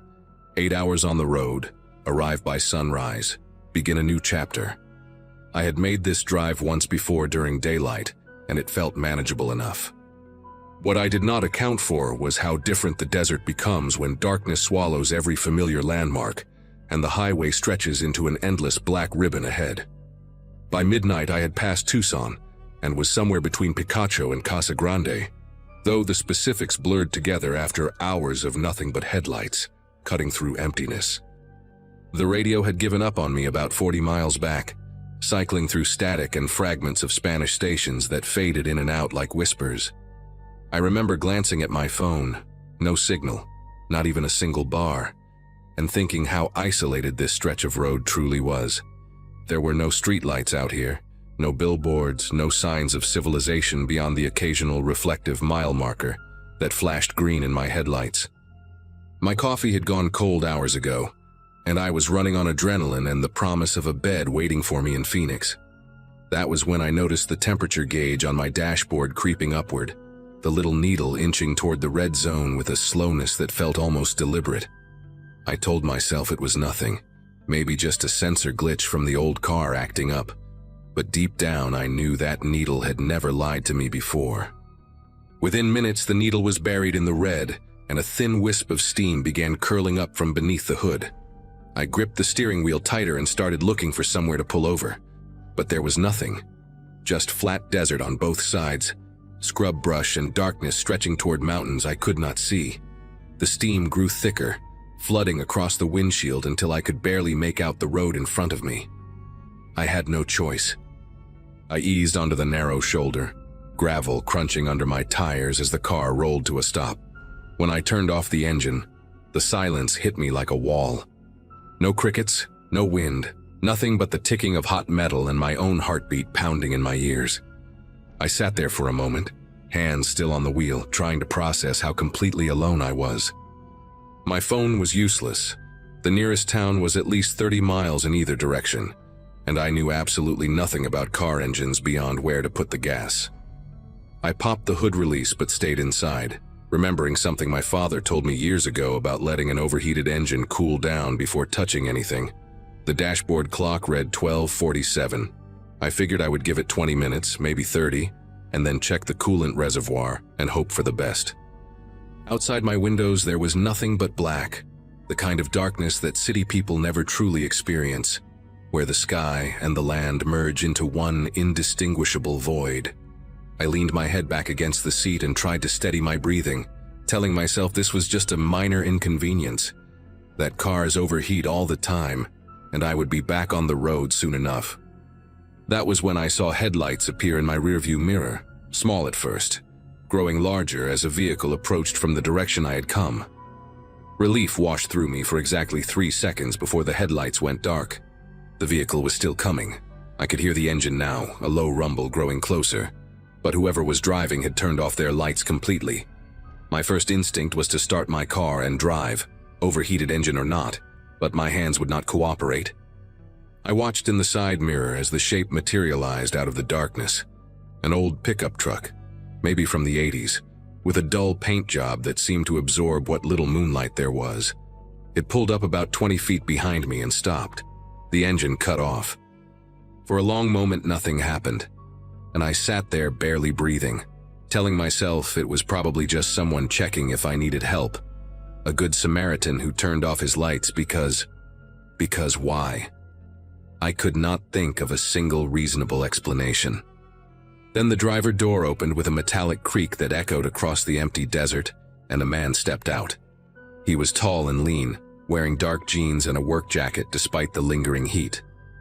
I could not see his face clearly, just the outline of him standing there, watching my car. His hands hung at his sides but slightly behind his hips, like he was holding something or hiding something. I could not tell which. He started walking toward me with slow, deliberate steps, and every nerve in my body screamed at me to do something. I hit the lock button, even though I was almost certain the doors were already locked, and the click seemed impossibly loud in the silence. The man stopped about 5 feet from my window. He tilted his head to one side, and when he spoke, his voice was calm, almost friendly, like we were neighbors chatting over a fence. "Carolyn," he said. Just my name. Nothing else. I felt the air leave my lungs. I had not told anyone my name on this trip. I had not stopped anywhere except a gas station outside of Tucson where I paid at the pump and never spoke to a soul. My luggage was in the trunk, out of sight, with no visible tags. There was no possible way this stranger on a pitch-black road in the middle of nowhere could know my name, and yet he had said it like he had known me my whole life. I did not respond. I could not. My throat had closed up, and my mind was racing through every true crime podcast I had ever listened to, every news story about women who vanished on empty highways and were found weeks later in shallow graves. The man took another step closer and leaned down slightly, bringing his face near the window. In the faint glow of my dashboard lights, I could finally see him. Weathered skin, maybe mid-50s, with deep-set eyes that caught the light in a way that made them look almost colorless. He had a scar running from his left eyebrow down to his cheekbone, old and faded, and his lips were cracked from the dry desert air. "Engine trouble," he said, not as a question, but as a statement. "I can get it going again for you. Just pop the hood and step out for a minute." His voice remained pleasant, conversational, as if he were offering to help a friend change a flat tire. But his eyes never blinked, not once, and they stayed fixed on my face with an intensity that made my skin prickle. I shook my head, and finally found my voice, though it came out barely above a whisper. "I already called for help," I lied. "Someone is on their way." The man smiled at that, a slow spreading of his lips that revealed teeth too white for his worn face. "No signal out here," he said, tapping his own chest pocket where presumably a phone sat. "Checked myself about 10 miles back. Nothing until you hit Casa Grande." He knew. He knew I was lying, and he knew I was trapped, and the way he said it, matter of fact, almost gentle, was worse than if he had screamed at me. I gripped my phone anyway, holding it up as if it were some kind of shield, and he just watched me with that patient expression. Then he began circling my car, moving around the front toward the passenger side with those same unhurried steps. I heard his fingers drag along the hood as he walked, a soft scraping sound that seemed impossibly loud. When he reached the passenger window, he stopped and tapped on the glass 3 times with his knuckle. Tap, tap, tap, like a polite visitor waiting to be let in. "Carolyn," he said again through the glass. "You should not be out here alone. Bad things happen to women on roads like this." I wanted to scream, but there was no one to hear me. I wanted to drive, but my engine was dead. All I could do was sit there, paralyzed, as this man who somehow knew my name continued his slow orbit around my vehicle. He moved to the back now, and I twisted in my seat to keep him in sight, watching as he paused by the trunk and ran his hand along the metal like he was petting an animal. "Nice car," he called out, his voice slightly muffled. "Subaru, reliable. except when they overheat, of course. He laughed softly at his own observation, and the sound of it made something twist in my stomach. I thought about the pepper spray buried somewhere in my purse on the passenger seat, but the idea of taking my eyes off him long enough to dig for it seemed impossible. He completed his circle and returned to my driver's side door, standing so close now that I could see the stitching on his jacket. Without warning, he grabbed the door handle and yanked, hard. The whole car shook, but the lock held, and I heard myself let out a small cry that sounded pathetic even to my own ears. He did not seem frustrated by the locked door. If anything, he seemed amused. He leaned in close then, pressing his face near the narrow gap at the top of the window frame, where the seal had worn away over the years. His breath fogged against the glass, and I could smell him. Cigarettes, motor oil, something sour underneath. "I knew you would break down here eventually," he whispered through that tiny crack, and his voice was so close it felt like he was inside the car with me. "Been waiting a long time for this stretch. Knew you would come through." My mind struggled to make sense of his words. Waiting? How could he have been waiting for me specifically? I had only decided to take this route 3 days ago. I had not told anyone except my friend in Phoenix, and even then only through a text message. The impossibility of it crashed against my terror, and for one wild moment I wondered if I was dreaming, if I had fallen asleep at the wheel and this was some kind of nightmare my exhausted brain had conjured. But the smell of him was too real, the sound of his breathing too close, and when he tapped on the glass again I flinched so hard I bit my tongue. That was when I saw them, headlights in the distance, coming from the direction of Phoenix. 2 bright points of light growing steadily larger on the dark highway. The man saw them too. He straightened up slowly and turned to look, his body going rigid as he calculated something in his head. For a moment he just stood there, silhouetted against the approaching glow, and I held my breath waiting to see what he would do. The headlights kept coming closer now, close enough that I could hear the faint hum of another engine cutting through the desert silence. The man looked back at me one last time, and in the growing light I saw his face clearly for the first time. Those pale eyes, that scar, an expression that was not anger or frustration, but something closer to disappointment, like a child whose game had been interrupted. "Another time, Carolyn," he said quietly. Then he turned and walked back to his truck with the same unhurried pace he had used before, as if he had all the time in the world. He climbed inside, started the engine, and pulled away without turning on his headlights, disappearing into the darkness ahead like he had never been there at all. The other car, a minivan with a family of 4 heading home from a camping trip, stopped when they saw me on the shoulder with my hood up. A man named Douglas and his wife Renee helped me add coolant from a jug they kept for emergencies, and their 2 kids watched from the back seat with sleepy curiosity. I must have looked like a wreck because Renee kept asking if I was okay, if something had happened, and I did not know how to explain that a stranger had just circled my car calling me by a name he should never have known. They followed me all the way to Casa Grande and waited while I pulled into a gas station with bright lights and security cameras and people. I sat in that parking lot for 2 hours, shaking, calling my friend in Phoenix and then the police. The officers who came took my statement but seemed skeptical. No crime had technically been committed, they said, and without a license plate or better description, there was not much they could do. I never made it to Phoenix that night. I got a motel room in Casa Grande and lay awake until sunrise, watching the door and jumping at every sound in the hallway. It took me 3 weeks to figure out how he knew my name, and the answer made everything worse.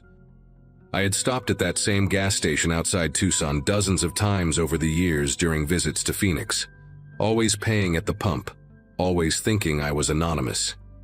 But there was a rewards card linked to my credit card, one I had signed up for years ago and forgotten about, and every transaction printed my full name on their system. A friend who worked in retail told me that anyone with access to the register could see customer names attached to pump purchases.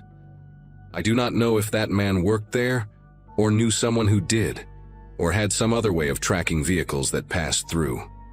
I do not know how he knew my car would overheat on that specific stretch of road. Maybe he had followed me before and noticed the steam. Maybe he had even done something to cause it during one of my earlier stops. The possibility spiraled in my head for months until I had to force myself to stop thinking about it or go insane. I live in Phoenix now, and I have not driven through that stretch of desert since that night. When I visit family in Texas, I fly. I traded in the Subaru for a newer car with better locks and a built-in GPS tracker that my brother can monitor from his phone. I changed my name on every rewards card, every account, everything that might print my information on a receipt somewhere. And sometimes, late at night when I cannot sleep, I think about what would have happened if that minivan had not appeared when it did. If Douglas and Renee and their 2 sleepy kids had decided to take a different route home. The man said, "Another time," like it was a promise, and for a long while I expected him to keep it. But 3 years have passed, and I have never seen that old pickup truck again. Never heard that calm voice say my name through a car window. Maybe he found someone else. Maybe he is still out there on some dark road, waiting for another woman to break down in exactly the right spot. I try not to think about it too much, but I always check my rearview mirror now, and I never let my gas tank drop below half. And I will never again drive alone through the desert at night. Some lessons you only need to learn once.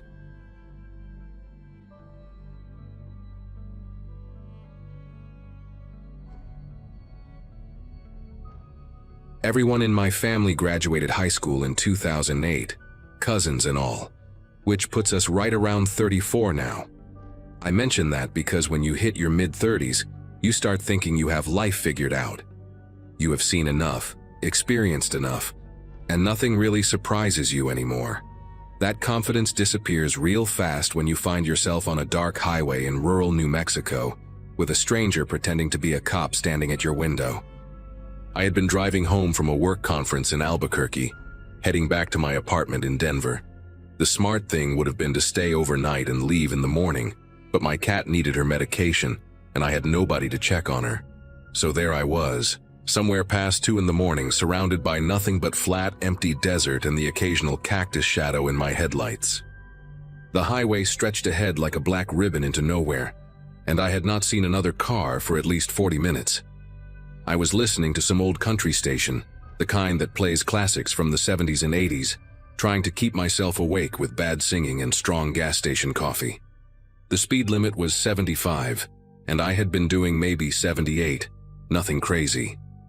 That is when I noticed headlights appear in my rearview mirror, coming up fast. I figured it was just someone in a hurry, maybe a trucker running late on a delivery, so I moved slightly to the right to give them room to pass. But they did not pass. The car slowed down and settled right behind me, close enough that I could tell it was some kind of sedan, gray or silver, hard to tell in the dark. Then a single blue light started flashing on their dashboard. Not a light bar on top like normal police cruisers have, just one of those magnetic dash lights you see in unmarked vehicles sometimes. My first instinct was to pull over immediately because that is what you do when you see blue lights. But something in my gut made me hesitate, made me grip the steering wheel tighter and glance at my phone sitting in the cup holder.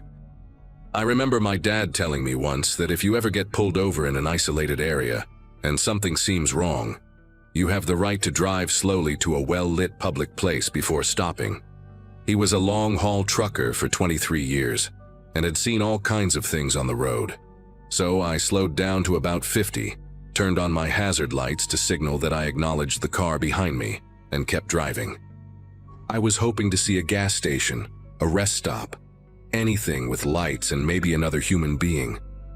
But the road ahead was nothing but darkness and the faint silhouette of distant mountains against a slightly lighter sky. The sedan stayed right on my tail, that blue light pulsing steadily. After about 2 miles of this, I heard a short burst from what sounded like a police siren, just a quick yelp, and I knew I could not keep going without making things worse. There was a wide shoulder coming up on the right, gravel and dirt, and I pulled over there with my heart beating so hard I could feel it in my throat. The sedan pulled up behind me, maybe 15 feet back, and killed the blue light but left the headlights on, pointed directly at my mirrors. I could not see anything behind me except blinding white glare. I rolled my window down about 3 inches, just enough to talk through, and waited. It took him a long time to get out of his car, longer than any traffic stop I had ever experienced. When he finally approached, he came up fast, almost jogging, and stopped right at my window with a heavy flashlight already shining in my face. He was a big guy, over 6 feet, wearing dark pants and a black jacket with no visible patches or markings. His belt had a holster on it, and I could see the grip of a handgun, but nothing else that looked like standard police equipment. No radio, no taser, no body camera. He did not say good evening or ask for my license. The first words out of his mouth were, "You know you were driving real suspicious back there, slowing down like that." I tried to keep my voice steady and told him I was just being cautious because I was not sure if he was a real officer. That was apparently the wrong thing to say.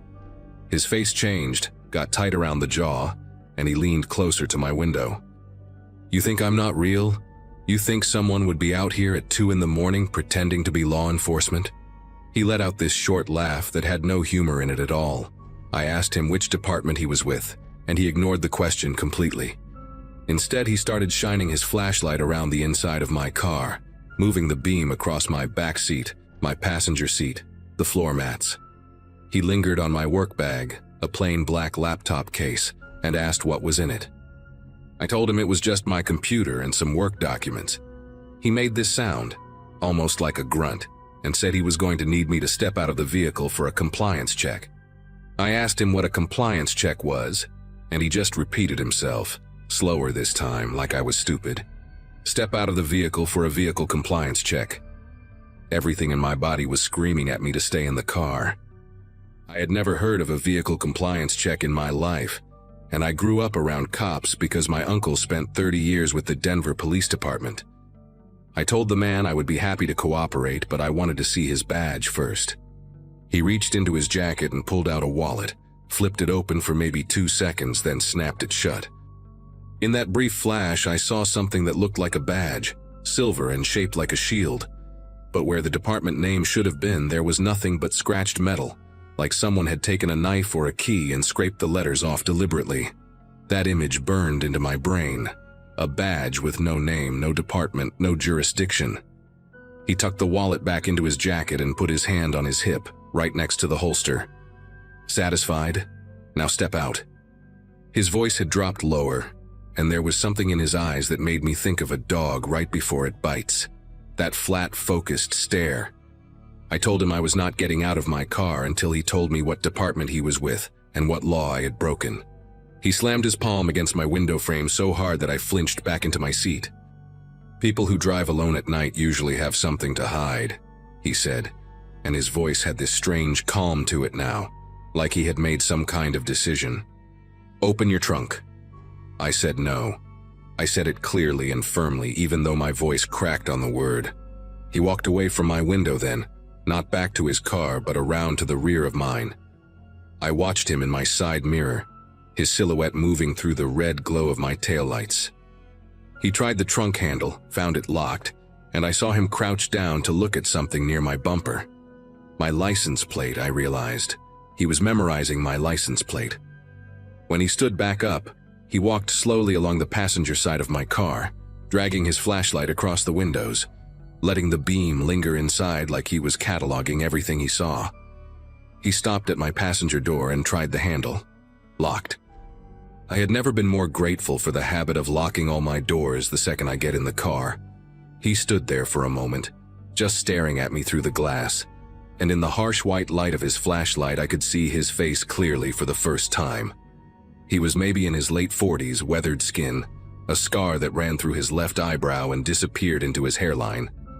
His eyes were pale, gray or light blue, and they had this emptiness to them that scared me more than anything else. Not anger, not frustration, just nothing. Like I was not a person to him, just an obstacle or maybe an opportunity. He tapped on the window with the flashlight 3 slow, deliberate knocks and said, "You're making this harder than it needs to be. Open the door." I reached for my phone in the cup holder, ready to call 911. And that is when I saw headlights appear on the horizon behind us, coming from the same direction I'd been traveling. The man saw them too. I watched his head turn, watched his whole body stiffen as he tracked those approaching lights. For a few seconds he did not move at all, just stood there calculating something in his head. Then, without a single word, he turned and walked back toward his sedan. Not running, not rushing, just a calm, steady walk like he was finishing up a routine traffic stop. He got into his car, and I expected him to pull out and drive away, but he just sat there with his headlights still pointed at my mirrors. The other car was getting closer now, maybe a quarter mile out, and I could tell from the height of the headlights that it was some kind of truck or SUV. I did not know if I should stay or go. Part of me wanted to floor it and get as far away as possible, but another part of me thought maybe this other driver could help, could be a witness, could at least confirm that I was not losing my mind. I sat there gripping the steering wheel, watching the approaching headlights grow brighter. The truck passed us without slowing down. It was a white pickup, older model, and I caught a glimpse of a man in a baseball cap behind the wheel. Did not even glance at us, just kept driving into the night like two cars on the shoulder was the most normal thing in the world. But that brief moment, those few seconds when another human being was close enough to see us, was apparently enough. The sedan behind me finally moved. It pulled out onto the highway, no turn signal, no lights at all. He drove away in complete darkness, no headlights, no taillights, nothing. I watched the shape of his car disappear into the black until I could not see it anymore. Only then did I realize I had been holding my breath. I sat there on that gravel shoulder for at least 10 minutes, just trying to get my hands to stop trembling enough to drive.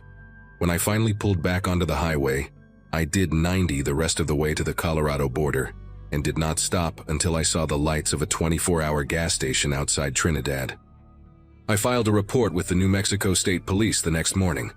The officer who took my call was polite but not surprised, and that scared me almost as much as the encounter itself. He told me there had been multiple reports over the past 18 months of someone conducting fake traffic stops on rural highways in the northeastern part of the state. Same description every time: gray or silver sedan, single blue dash light, a large man in plain dark clothes who refused to identify his department. Nobody had ever gotten a clear look at the license plate because he always positioned his headlights to blind the driver. Nobody had ever been able to identify the vehicle make or model with certainty. The officer asked me if the man had tried to get me out of my car, and when I said yes, there was this long pause on the line. He told me I did the right thing by staying inside and keeping my doors locked. He said not everyone had been that lucky, but he would not elaborate on what that meant. I did not push him. Part of me did not want to know. I still think about that night more often than I would like to admit. Sometimes when I am driving after dark, even on busy highways with plenty of traffic, I catch myself checking my rearview mirror every few seconds, watching for a single blue light.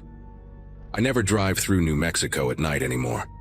I take different routes now, even if they add hours to my trip, even if it means stopping overnight somewhere and paying for a motel. My uncle, the one who was a cop in Denver, told me that impersonating a police officer is a felony in every state, but these guys are almost impossible to catch because they operate in isolated areas with no witnesses and no cameras. He said some of them are thieves looking for easy targets and some of them are something worse. He did not say what worse meant, and I did not ask. All I know is that somewhere out there, on some dark stretch of highway in the desert, that man is still pulling people over, and not everyone is going to be lucky enough to have another car show up at just the right moment. I got away. I have no idea how many others did not, and that thought keeps me awake some nights, staring at the ceiling, remembering those pale, empty eyes watching me through the glass.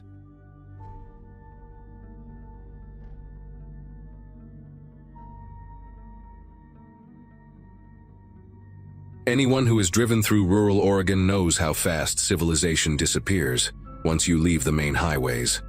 A college friend of mine had gotten married that weekend at a vineyard outside Bend, and I had made the 3-hour drive from Portland to celebrate with her. By the time the reception wound down and I said my goodbyes, the sun was already sinking behind the Cascade Range, painting the sky in deep oranges and purples.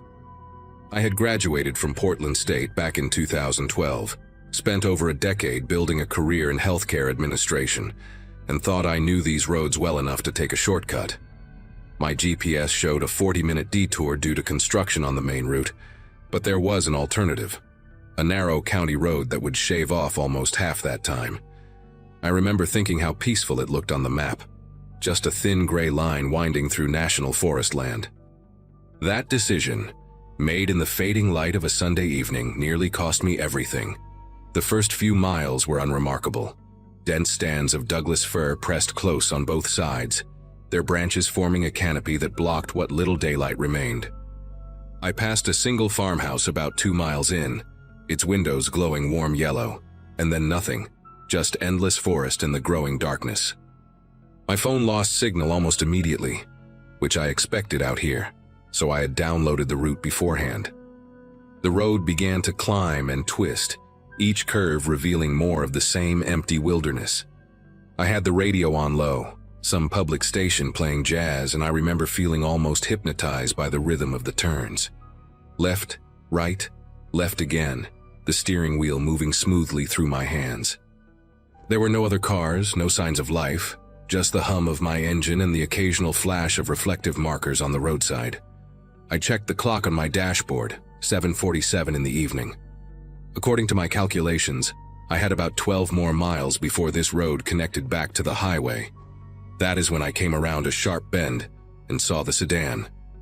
It was an older model, maybe a late 90s Buick or something similar, dark green with patches of rust eating through the paint near the wheel wells. The car sat diagonally across both lanes, its front bumper nearly touching the embankment on the left side of the road, its rear blocking the narrow shoulder on the right.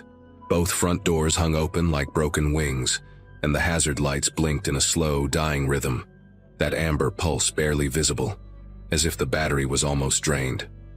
My first thought was accident. Someone had lost control on the curve, maybe hit a deer and needed help. I eased off the gas and let my Subaru roll to a stop about 30 feet behind the sedan. The headlights illuminated the scene in harsh detail. Empty driver's seat, empty passenger seat, a wadded fast food bag on the dashboard. No movement, no one calling for help. Just those weak hazard lights blinking against the wall of black forest. I sat there for maybe 10 seconds, engine idling, trying to make sense of what I was seeing. Something about the positioning of the car nagged at me. It was too deliberate, too perfectly placed to block the entire road. A real accident would have left skid marks, broken glass, maybe a dent in the guardrail. But the asphalt was clean, and the sedan looked undamaged except for its age. I was reaching for my phone out of habit, forgetting I had no signal, when I caught movement in my peripheral vision. On the right side of the road, maybe 15 feet into the tree line, something shifted in the underbrush. At first I thought it was an animal, a deer or a coyote disturbed by my headlights. But then I saw the glint of metal, a brief flash like light catching a belt buckle or a zipper, and below it, partially hidden behind a thick stump, a pair of boots. Work boots, the kind with steel toes planted firmly on the ground, not moving, just waiting. My heart began to pound so hard I could feel it in my throat. I told myself I was being paranoid, that maybe it was just someone who had gone into the woods to relieve themselves after their car broke down. But even as that thought formed, I knew it was wrong. Nobody stands perfectly still behind a tree when a car pulls up. Nobody hides. I shifted my gaze to the left side of the road, scanning the shadows beyond the reach of my headlights. And that is when I saw the second figure. This one was crouched low behind a cluster of ferns, about 20 feet from the sedan, positioned so that anyone who got out to help would have their back to him. He was wearing something dark, a hoodie or a jacket, and I could just make out the shape of his shoulders, the angle of his head as he watched my car. 2 men, hiding, waiting on opposite sides of a road that saw maybe 10 cars a day. The sedan was not broken down. The sedan was a trap. Every instinct I had screamed at me to move. I did not think about it consciously. My foot simply lifted off the brake and slammed onto the gas pedal in reverse. The Subaru lurched backward with a jolt that threw me against the steering wheel, and I heard the tires squeal against the pavement as I cranked the wheel hard to keep the car on the road. In my rear-view mirror, I saw only darkness and the faint glow of my taillights reflecting off the trees. I had no idea what was behind me, whether the road curved or dropped off or narrowed further. I was driving blind, backward, at a speed that made no sense for these conditions. And then I heard shouting, male voices, 2 of them, loud and angry. I glanced forward through the windshield just in time to see both figures break from the tree line and sprint toward my car. The one on the right was faster, already closing the distance with long, powerful strides. The one on the left reached into his jacket as he ran and pulled something out, something dark and angular that caught the glow of my headlights for just a fraction of a second. I did not wait to see what it was. I kept my foot on the gas and my eyes locked on the rearview mirror, trying to keep the white line on the edge of the road visible as I flew backward through the darkness. The engine roared in protest at the high RPMs, and the whole car shuddered as I hit a pothole I never saw coming. My head snapped back against the headrest, and for a terrifying moment, I felt the rear wheels slip off the pavement onto the gravel shoulder. I corrected hard, yanking the wheel to the left, and the Subaru fishtailed before finding the road again. Behind me, or ahead of me now, from their perspective, I could still hear the men shouting, their voices growing fainter but not faint enough. I risked another glance forward and saw one of them had stopped running. He stood in the middle of the road, illuminated by my headlights, and he was holding something up to his face. A phone. He was taking a picture of my license plate. The other one had not stopped. He was still coming, and he was close, maybe 40 feet away and closing fast. The road curved sharply to the right about 100 yards back. I remembered it from the drive-in, remembered the yellow warning sign with the arrow. If I hit that curve at this speed, going backward, I would go straight off the road and into the ravine. I had maybe seconds to make a decision. I could keep reversing and pray I remembered the curve correctly, or I could try to turn around. There was no room for a three-point turn, but I had seen truckers do something once on mountain roads. A sort of controlled spin where you use the momentum to whip the car around. I had never tried it. I had no idea if my Subaru could even do it. But the alternative was driving blind into a curve I could not see, with a man sprinting toward my window and another one recording my plate so they could find me later. I made my choice. I jerked the wheel hard to the left and stomped on the brake with one foot while keeping the other on the gas. The car screamed. The tires howled against the asphalt, and for one horrible, endless second, I felt the entire vehicle pivot on its axis like a carnival ride, the world spinning outside my windows in a blur of black trees and white headlight beams. The car came to a stop facing forward. I do not know how. I do not know if it was luck or physics or some deeply buried instinct that made me ease off the brake at exactly the right moment. But suddenly, I was pointed in the right direction. My headlights cutting down the road I had just reversed through, and my foot found the gas pedal before my brain even registered what had happened. The Subaru shot forward with a surge of acceleration that pushed me back into my seat. In my rearview mirror, I caught a glimpse of the man who had been chasing me. He had stopped in the middle of the road, his silhouette frozen in the red glow of my taillights, watching me escape. The other one, the one with the phone, had disappeared back toward the sedan. I did not slow down. I did not look back again. I just drove, my headlights bouncing off the trees as I pushed the car faster than I should have on that narrow, winding road. My breath came in short, ragged gasps, and I realized I was making a sound somewhere between a sob and a scream, this high-pitched noise that did not even sound human. The speedometer climbed past 50, then 60, on a road that probably should not have been driven faster than 35. I have no memory of the next several miles. My body drove while my mind tried to catch up with what had just happened.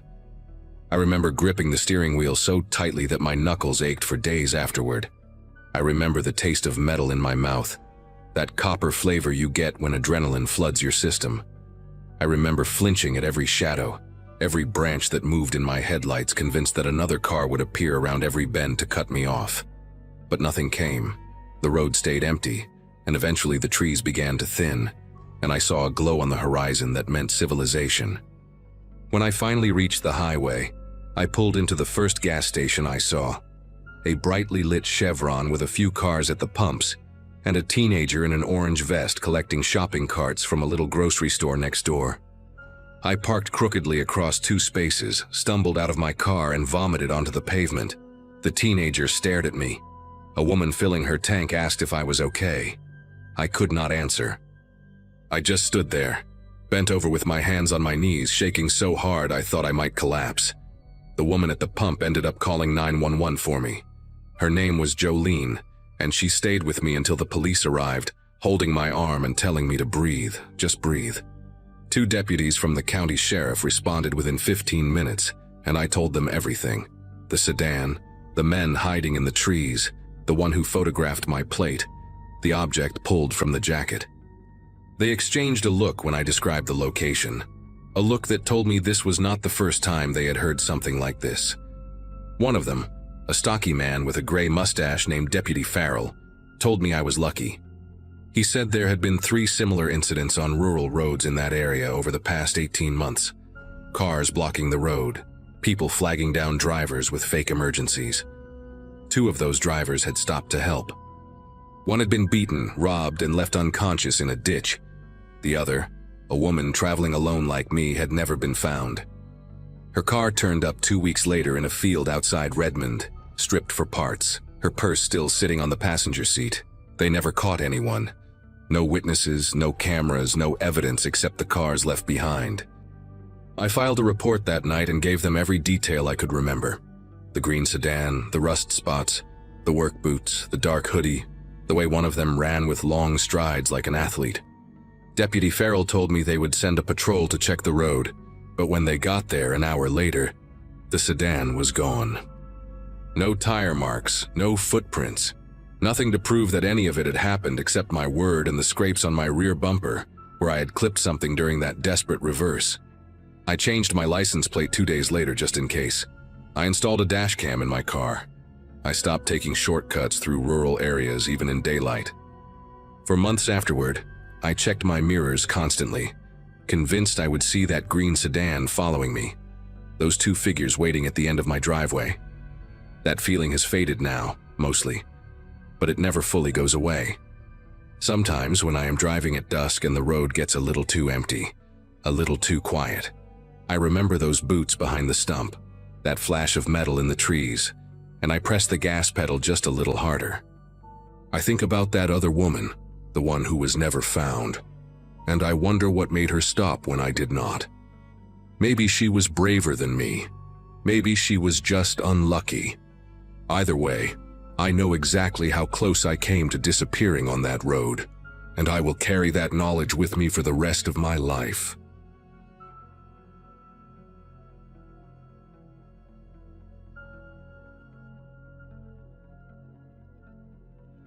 "14 hours into what should have been a 12-hour drive, my GPS decided to reroute me through some back roads in rural Georgia.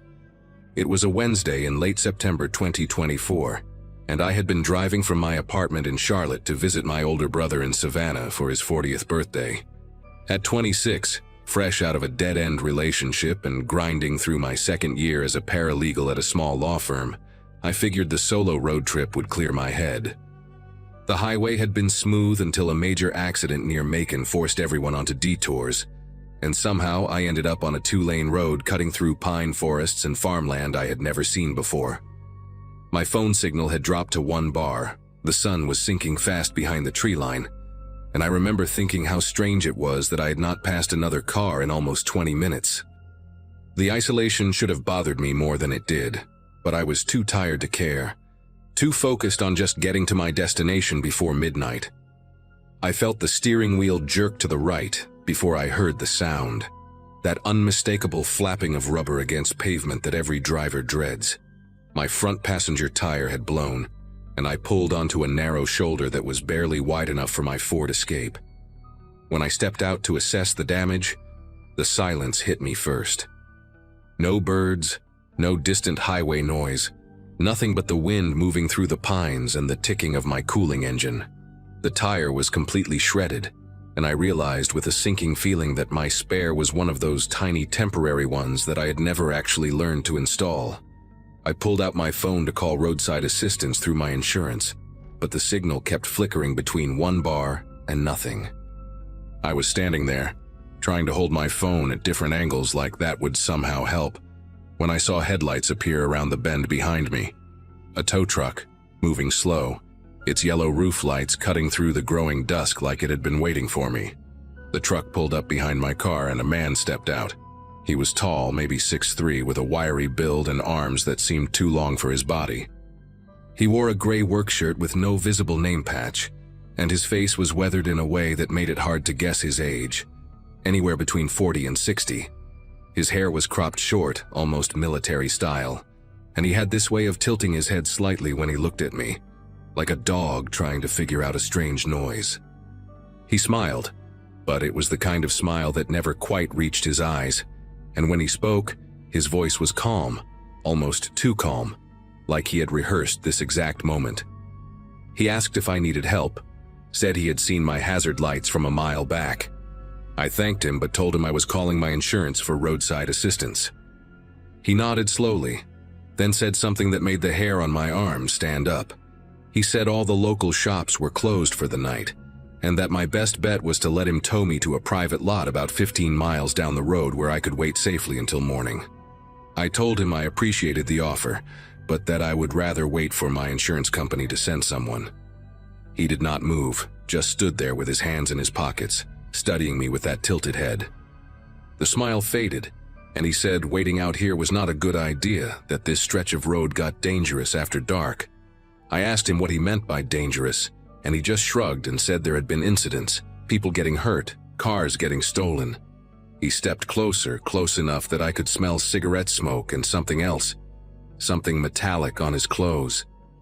He said he was just trying to help, that I was a young woman alone on an empty road, and that not everyone out here had good intentions.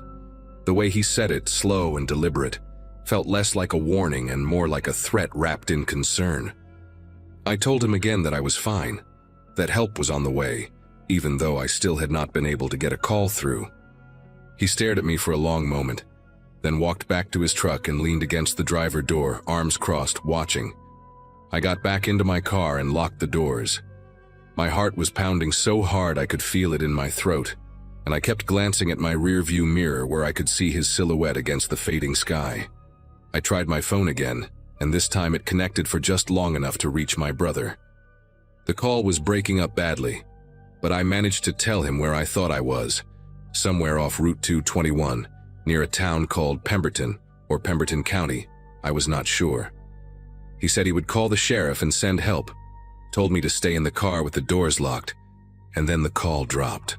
Those few seconds of connection felt like a lifeline being thrown to me across a dark ocean. I sat there gripping my phone, watching the battery drain to 37%, and tried to slow my breathing. The tow truck driver had not moved. He just stood there, a dark shape against his truck, and I could feel his eyes on me even through the growing darkness.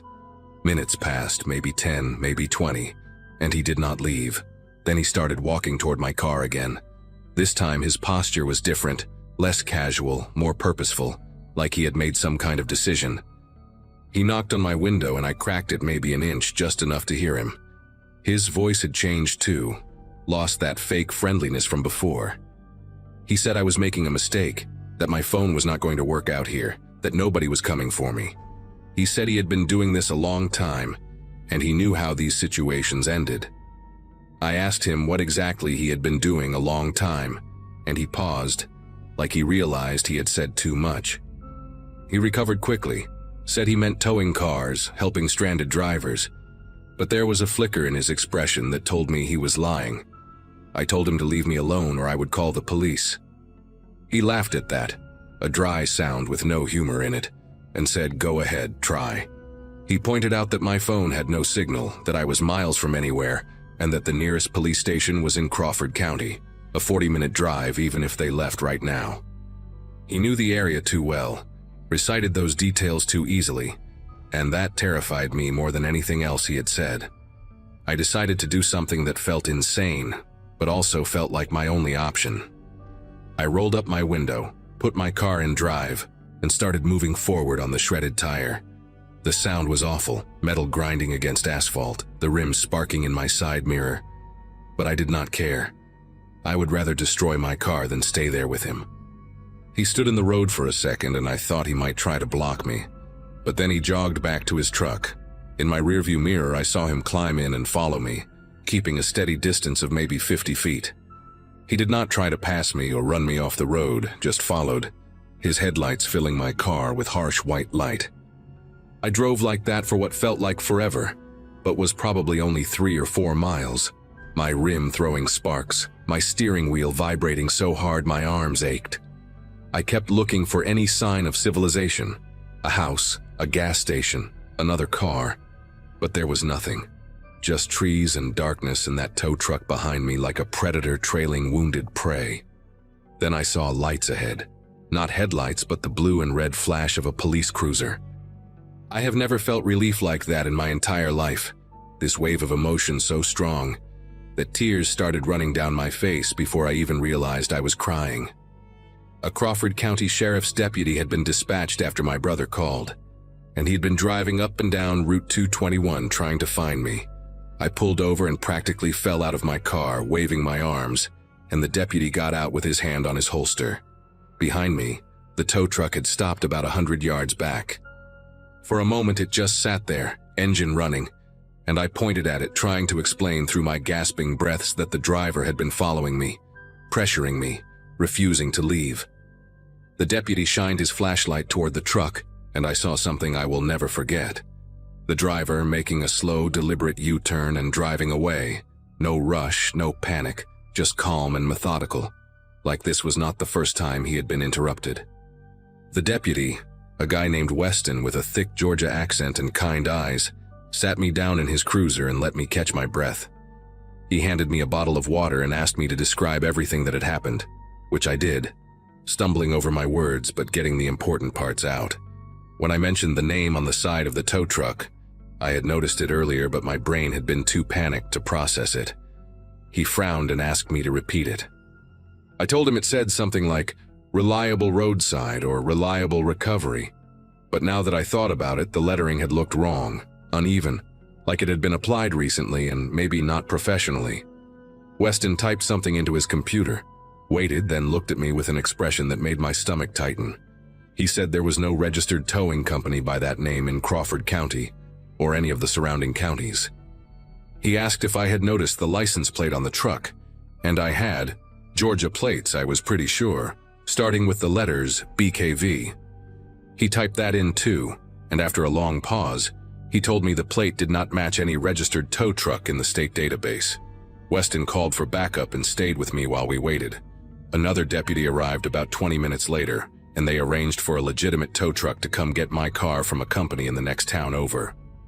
While we waited, Weston told me some things that kept me awake for weeks afterward. He said this stretch of Route 221 had been flagged internally for unusual activity over the past 18 months. Cars reported stolen after breakdowns, a couple of drivers who had gone missing for hours before turning up disoriented and unable to explain where they had been. One woman had her car towed to what she was told was a repair shop, but when police investigated, the address did not exist. They found her vehicle 3 weeks later, stripped for parts, in a barn about 60 miles away. No arrests had been made because nobody could identify the people involved. The descriptions were always vague: average height, average build, forgettable face. But the man I had encountered was not forgettable at all, and when I described him in detail, Weston wrote down every word like it might actually help them catch whoever was doing this. My brother drove up from Savannah to meet me at the Crawford County Sheriff's Station, and I have never hugged anyone so hard in my life. He took one look at me. Mascara streaked down my face, still shaking, clutching a styrofoam cup of cold coffee, and did not say a word, just wrapped his arms around me and let me fall apart. The deputies took a formal statement, showed me some photographs of known vehicle theft suspects in the region, but none of them matched the man I had seen. They told me they would be in touch if anything developed, gave me a case number and a victim's advocate card, and sent me on my way. My brother drove us both to Savannah that night in his truck, while my ruined Ford sat in an impound lot waiting to be assessed. I did not sleep at all. Every time I closed my eyes, I saw that tow truck's headlights in my rearview mirror, steady and patient, and I heard his voice telling me that nobody was coming. I kept thinking about what would have happened if my brother had not answered his phone, if the deputy had been 5 minutes later, if I had made the mistake of trusting that man and letting him tow my car to whatever private lot he had in mind. It has been 2 months since that night, and I still do not have closure. The sheriff's office contacted me once, about 3 weeks after, to tell me they had identified the tow truck. It had been reported stolen from a legitimate company in Augusta almost a year earlier, repainted and fitted with magnetic panels to change its appearance. The plates were stolen too, from a pickup in Valdosta. They never found the driver. They never identified him from my description, or if they did, they never told me. I traded in what was left of my Ford for something new, something with better roadside assistance coverage, and I downloaded 3 different emergency apps that can send my location even without cell signal. I do not drive alone at night anymore, not on highways, and definitely not on back roads. Sometimes I wonder if he is still out there, cruising those empty stretches of Route 221, waiting for someone else's tire to blow or engine to stall. And sometimes, late at night when I cannot sleep, I wonder about those other drivers Weston mentioned, the ones who went missing for hours and came back disoriented, unable to remember what happened. I got lucky. I know that now. But I cannot stop thinking about the ones who were not lucky at all, and what exactly that man had planned for me if I had made the mistake of saying yes.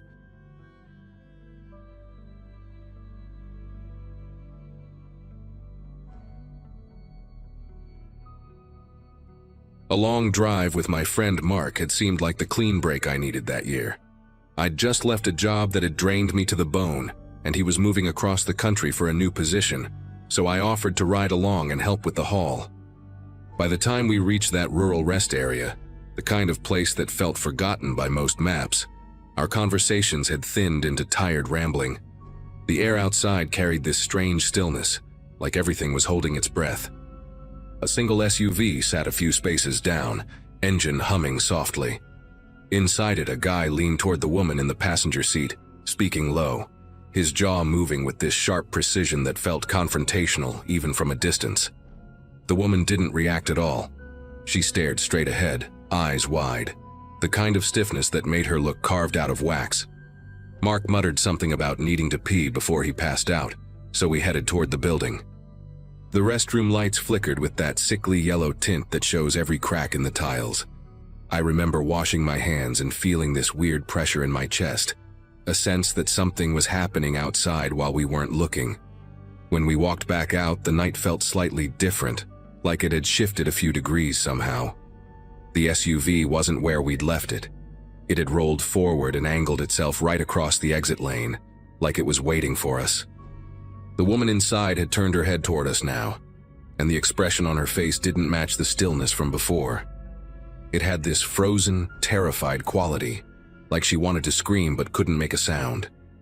As we approached my car, the guy in the SUV didn't even glance our way. He was talking on speakerphone, his voice suddenly casual, almost cheerful. The words didn't fit the moment. "Yeah, we'll keep things quiet. No one needs to know anything yet." His tone had that unsettling confidence some people get when they believe they're in complete control of a situation. Mark shot me a look, the kind where concern fills in the blanks without either of us needing to say anything. The woman's eyes tracked us, and I swear there was a pleading glint there, something desperate trying to reach out past the glass.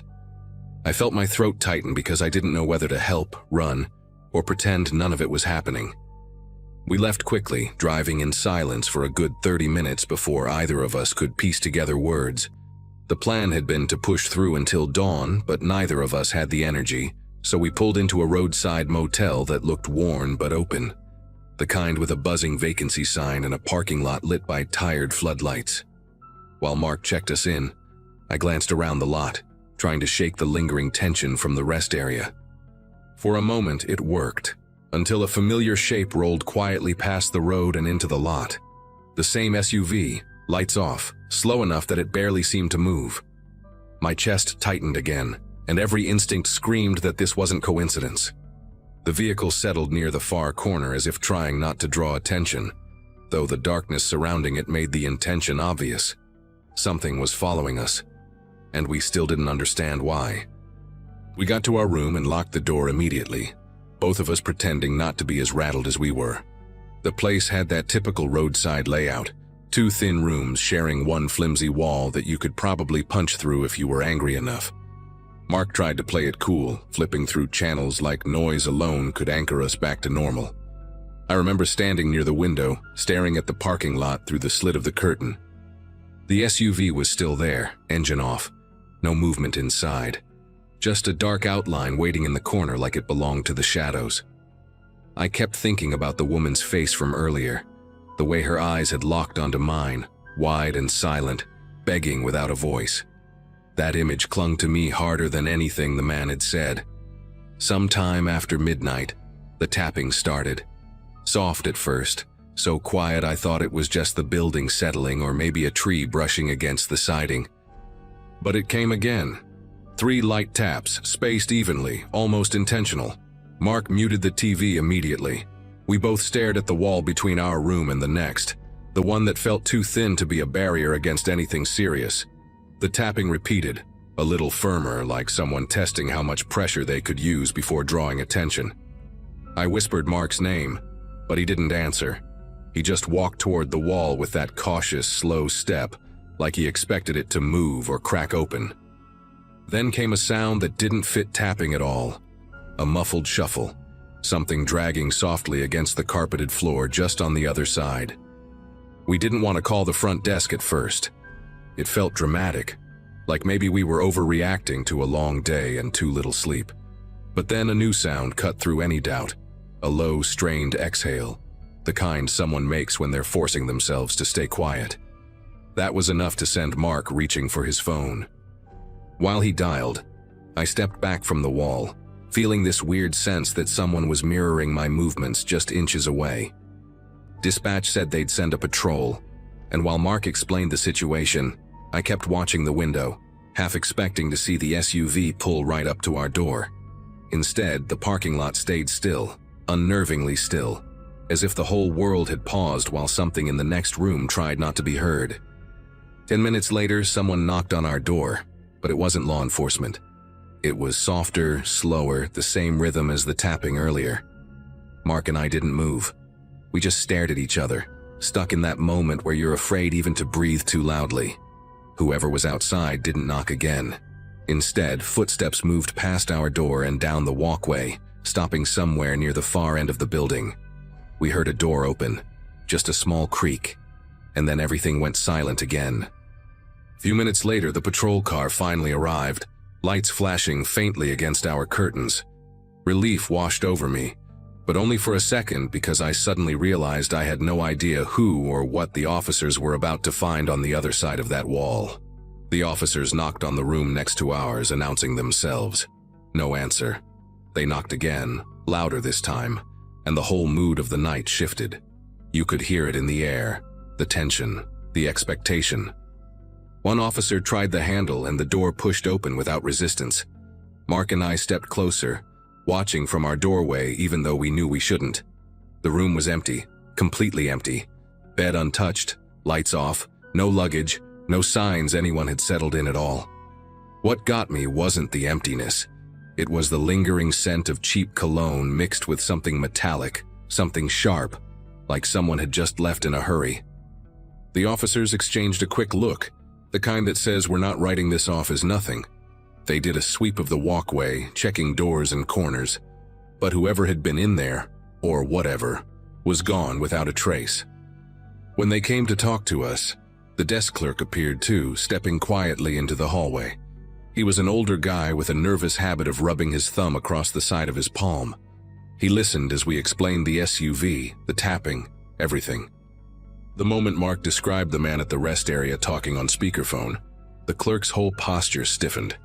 He lowered his voice and said something that made every hair on my body lift. If it's the same man I think it is.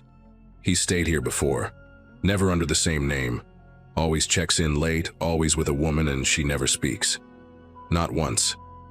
His eyes shifted toward the officers like he regretted saying it out loud.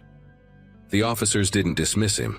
They wrote everything down, including the SUV's description, though part of me could tell they already sensed how slippery this situation might be. Eventually, the patrol car left to scan the nearby roads, and the clerk insisted we move to a room near the front desk for the rest of the night. He handed us a new key card with this slow, deliberate caution, like he was afraid the man might appear behind us at any second. Mark grabbed our bags and we followed the clerk down the walkway, glancing over the railing toward the parking lot every few steps. The SUV was gone. No engine hum, no lights, no silhouette lurking in the dark corner where it had been earlier. The space where it sat looked wrong in a way I can't explain, like the asphalt itself felt relieved to be rid of it. We tried to sleep, but every sound, pipes ticking, cars passing on the highway, the thud of someone closing their door, kept pulling us back into that night's dread. I kept imagining that woman, the way she looked at us, like she had one last chance to reach someone before disappearing for good. By morning, the officers still hadn't located the SUV or anything matching the clerk's past encounters. We checked out quickly, thanking the clerk, who just nodded like this sort of thing haunted him more often than he wanted to admit. As we drove away, sunlight cut through the lingering fog, making everything look harmless again. But I couldn't shake the picture in my mind. That woman in the passenger seat, eyes locked onto mine, silently begging for something I couldn't give.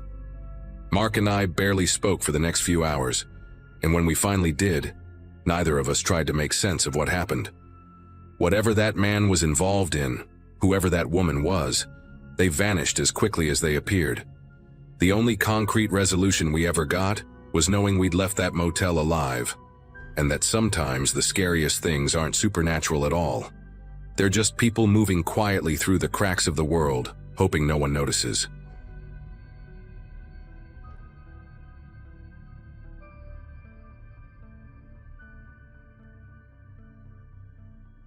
Hard to explain my life at the time without sounding scattered, but I'd been doing contract work all over the region in early 2024, driving from one small town to another because it paid better than sticking to one city.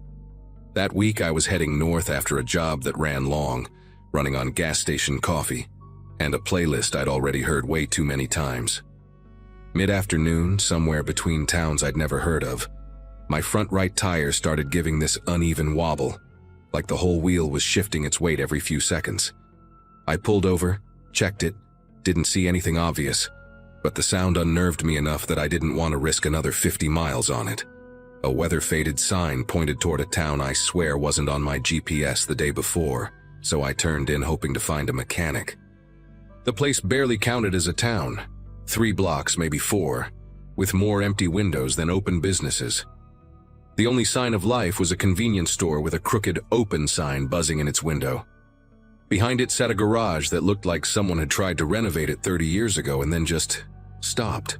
A single metal bay door was half open, and inside stood a tall guy in a stained gray coverall, sleeves tied around his waist. His name patch had peeled away, leaving only the outline. He had coarse salt and pepper hair tied back with a red elastic band, and the kind of stare that never seemed to blink at the right time. When I explained the tire issue, he nodded slowly and said he needed to bring the car into the closed bay for safety, then gave this odd cough laugh as if he'd said something funny only he understood. I tried insisting that I could just wait outside, but he shook his head and pointed me toward a door beside the garage marked "Customers." The latch was removed, just a smooth metal plate where one should have been. He opened it with a key from his pocket and told me it would only take a little while. The room inside felt wrong the moment I stepped in. Not dangerous, just trapped. The windows were boarded from the inside with mismatched planks, some nailed in diagonals like someone was trying to keep things out, or in. The only furniture was a sagging couch and a vending machine stocked with snacks that expired months ago. When he shut the door, I heard the click of a lock even though there was no latch on my side. That was the first moment a faint tremor of worry started crawling up my spine. Minutes dragged into an hour, then 2 with no sound of tools, no voices, no movement from the garage. I tried knocking on the door, then pressing my ear against it, but all I could hear was a low hum from the vending machine and the whistle of wind sneaking through the boards. By the 3rd hour, I couldn't sit still anymore. I started searching the walls and found a small storage door tucked behind the vending machine, the bottom corner warped as if someone had kicked it once and lost. Bracing all my weight, I pushed until the wood groaned and snapped inward. The gap led to a narrow storage corridor, dimly lit by a single bulb dangling from a frayed cord. At the end of it, a doorway opened into the back of the garage, and that's when I saw my car, parked exactly where I'd left it, completely untouched. Next to it were plastic bins stacked in neat columns, each filled with items that didn't belong together. Backpacks, jackets, travel toiletries, even a baby's shoe. All of it arranged like someone was collecting pieces of people who never came back. Up close, the bins were even worse. One was filled with loose chargers and phones with cracked screens, another with random pieces of luggage tags and keychains, and a third had a mix of sunglasses, half-used travel-size shampoo bottles, and a single license plate bent like someone had tried to fold it in half. There were no labels, no attempt to sort by owner, just piles of life fragments stripped of context. I recognized the brand of a travel mug I'd seen in truck stops 100 times, and for a second, I pictured people I didn't know standing at gas stations, holding those same mugs, on trips they probably never finished. The air smelled like old oil and something faintly metallic, like blood that had been cleaned up weeks ago but never fully left. My own car sitting there untouched made everything worse. Whatever this guy was doing, it didn't involve repairs. I backed away slowly, trying to keep my footsteps quiet on the concrete. That dangling bulb above me swayed slightly, even though the air felt still, making the shadows jump across the bins like they were breathing. From somewhere in the garage, beyond my line of sight, I heard a faint scraping sound like metal dragging briefly across the floor and then stopping. Instinct made me reach for my keys, and I realized they weren't in my pocket. They were with the mechanic. My backpack wasn't with me either. I'd left it in the car. That detail hit harder than I expected. I suddenly understood how easy it would be for someone to strip away a person's identity out here. Take their car, their bag, their phone, and they'd become nothing but an entry on a missing persons list months later, if that. The corridor branched to the left, away from the open area, toward what looked like a side door with a small wired glass window. I moved toward it, counting each step just to give my brain something to hold on to. The window had been painted over from the inside, but at the edges the paint had chipped enough for thin streaks of daylight to leak through. I pressed my ear against the metal door and heard distant traffic, the faint roar of cars passing at highway speed. That sound snapped a decision into place. If I could get out that door, I didn't care about the car anymore. I could get help, or at least distance. The knob resisted at first, but when I leaned my shoulder into it, the old metal frame shuddered, and the latch gave just enough that I could slip through into the harsh, late afternoon light. Behind the building, weeds grew up through cracked asphalt, and the back lot stretched out to a scrubby patch of grass that ended near the highway embankment. No other cars were parked back there, no tow trucks, no sign of anyone else. The main road through the town wrapped around the front, but from where I stood, the street felt miles away. My pulse hammered in my ears as I cut through the weeds, ducking low in case the mechanic stepped outside. I didn't run at first. I walked as quickly as I could without drawing attention, trying not to trip over a half-buried muffler or the skeleton of an old tire. When I reached the edge of the embankment and saw the highway below, the sound of rushing cars felt like proof that the world still existed outside this decaying pocket of nowhere. That's when I finally broke into a run, sliding down the dirt slope and stumbling onto the shoulder, sticking my arm out in a desperate attempt to flag someone down. A delivery van was the first vehicle to slow down enough to notice me. The driver, a middle-aged guy with a mesh cap and a sunburned neck, rolled down his window and stared like he was trying to figure out if I was drunk or hurt. I must have looked wild, dust on my clothes, sweat streaking down my face, breathing like I'd sprinted a mile. I told him I needed to get to the next real town, anywhere with a police station. He didn't ask many questions, just jerked his chin toward the passenger seat and said he was heading east. As we pulled away, I glanced back up the embankment, half expecting to see the mechanic standing there watching. Nothing moved. The place looked empty again, like a set someone forgot to tear down after filming. At the police station, the officer on duty listened carefully, but kept giving me this cautious look, like he was trying to sort out whether I was exaggerating or if something genuinely criminal had happened. When I mentioned the bins of other people's belongings, he leaned forward slightly. That was the first sign that he took any of this seriously. He asked for the exact location, but when I tried pulling it up on my phone, the GPS marker bounced around and wouldn't lock onto anything. The officer eventually radioed for someone to check the area while he took my statement, though he warned me that abandoned towns sometimes got used for storage or salvage work. He said it in a way that suggested he didn't fully believe that explanation himself. By nightfall, another officer stepped into the room and quietly told the one interviewing me that the garage was locked up, lights off, and looked recently vacated. No sign of the mechanic, no boarded windows, no bins, nothing resembling what I'd described. They did, however, find fresh tire tracks in the dirt behind the building, leading toward the main road. I asked if they'd found my car, and both officers exchanged a glance that told me something wasn't right. One of them cleared his throat and said a vehicle matching my description had been located, 2 counties away, in an impound lot. No damage reported, no ticket, no note, no explanation for how it got there or who dropped it off. The impound attendant claimed it had been left in the middle of the night without paperwork. When they finally released me the next morning to pick up the car, I went straight to the lot. Seeing it parked neatly between 2 other vehicles made my skin prickle in a way I still can't articulate. Nothing was missing inside, not even the backpack I'd stupidly left behind. The keys were on the front seat, placed perfectly parallel like someone wanted them to be noticed. I asked the attendant if cameras had picked up anything the night before, but he shook his head.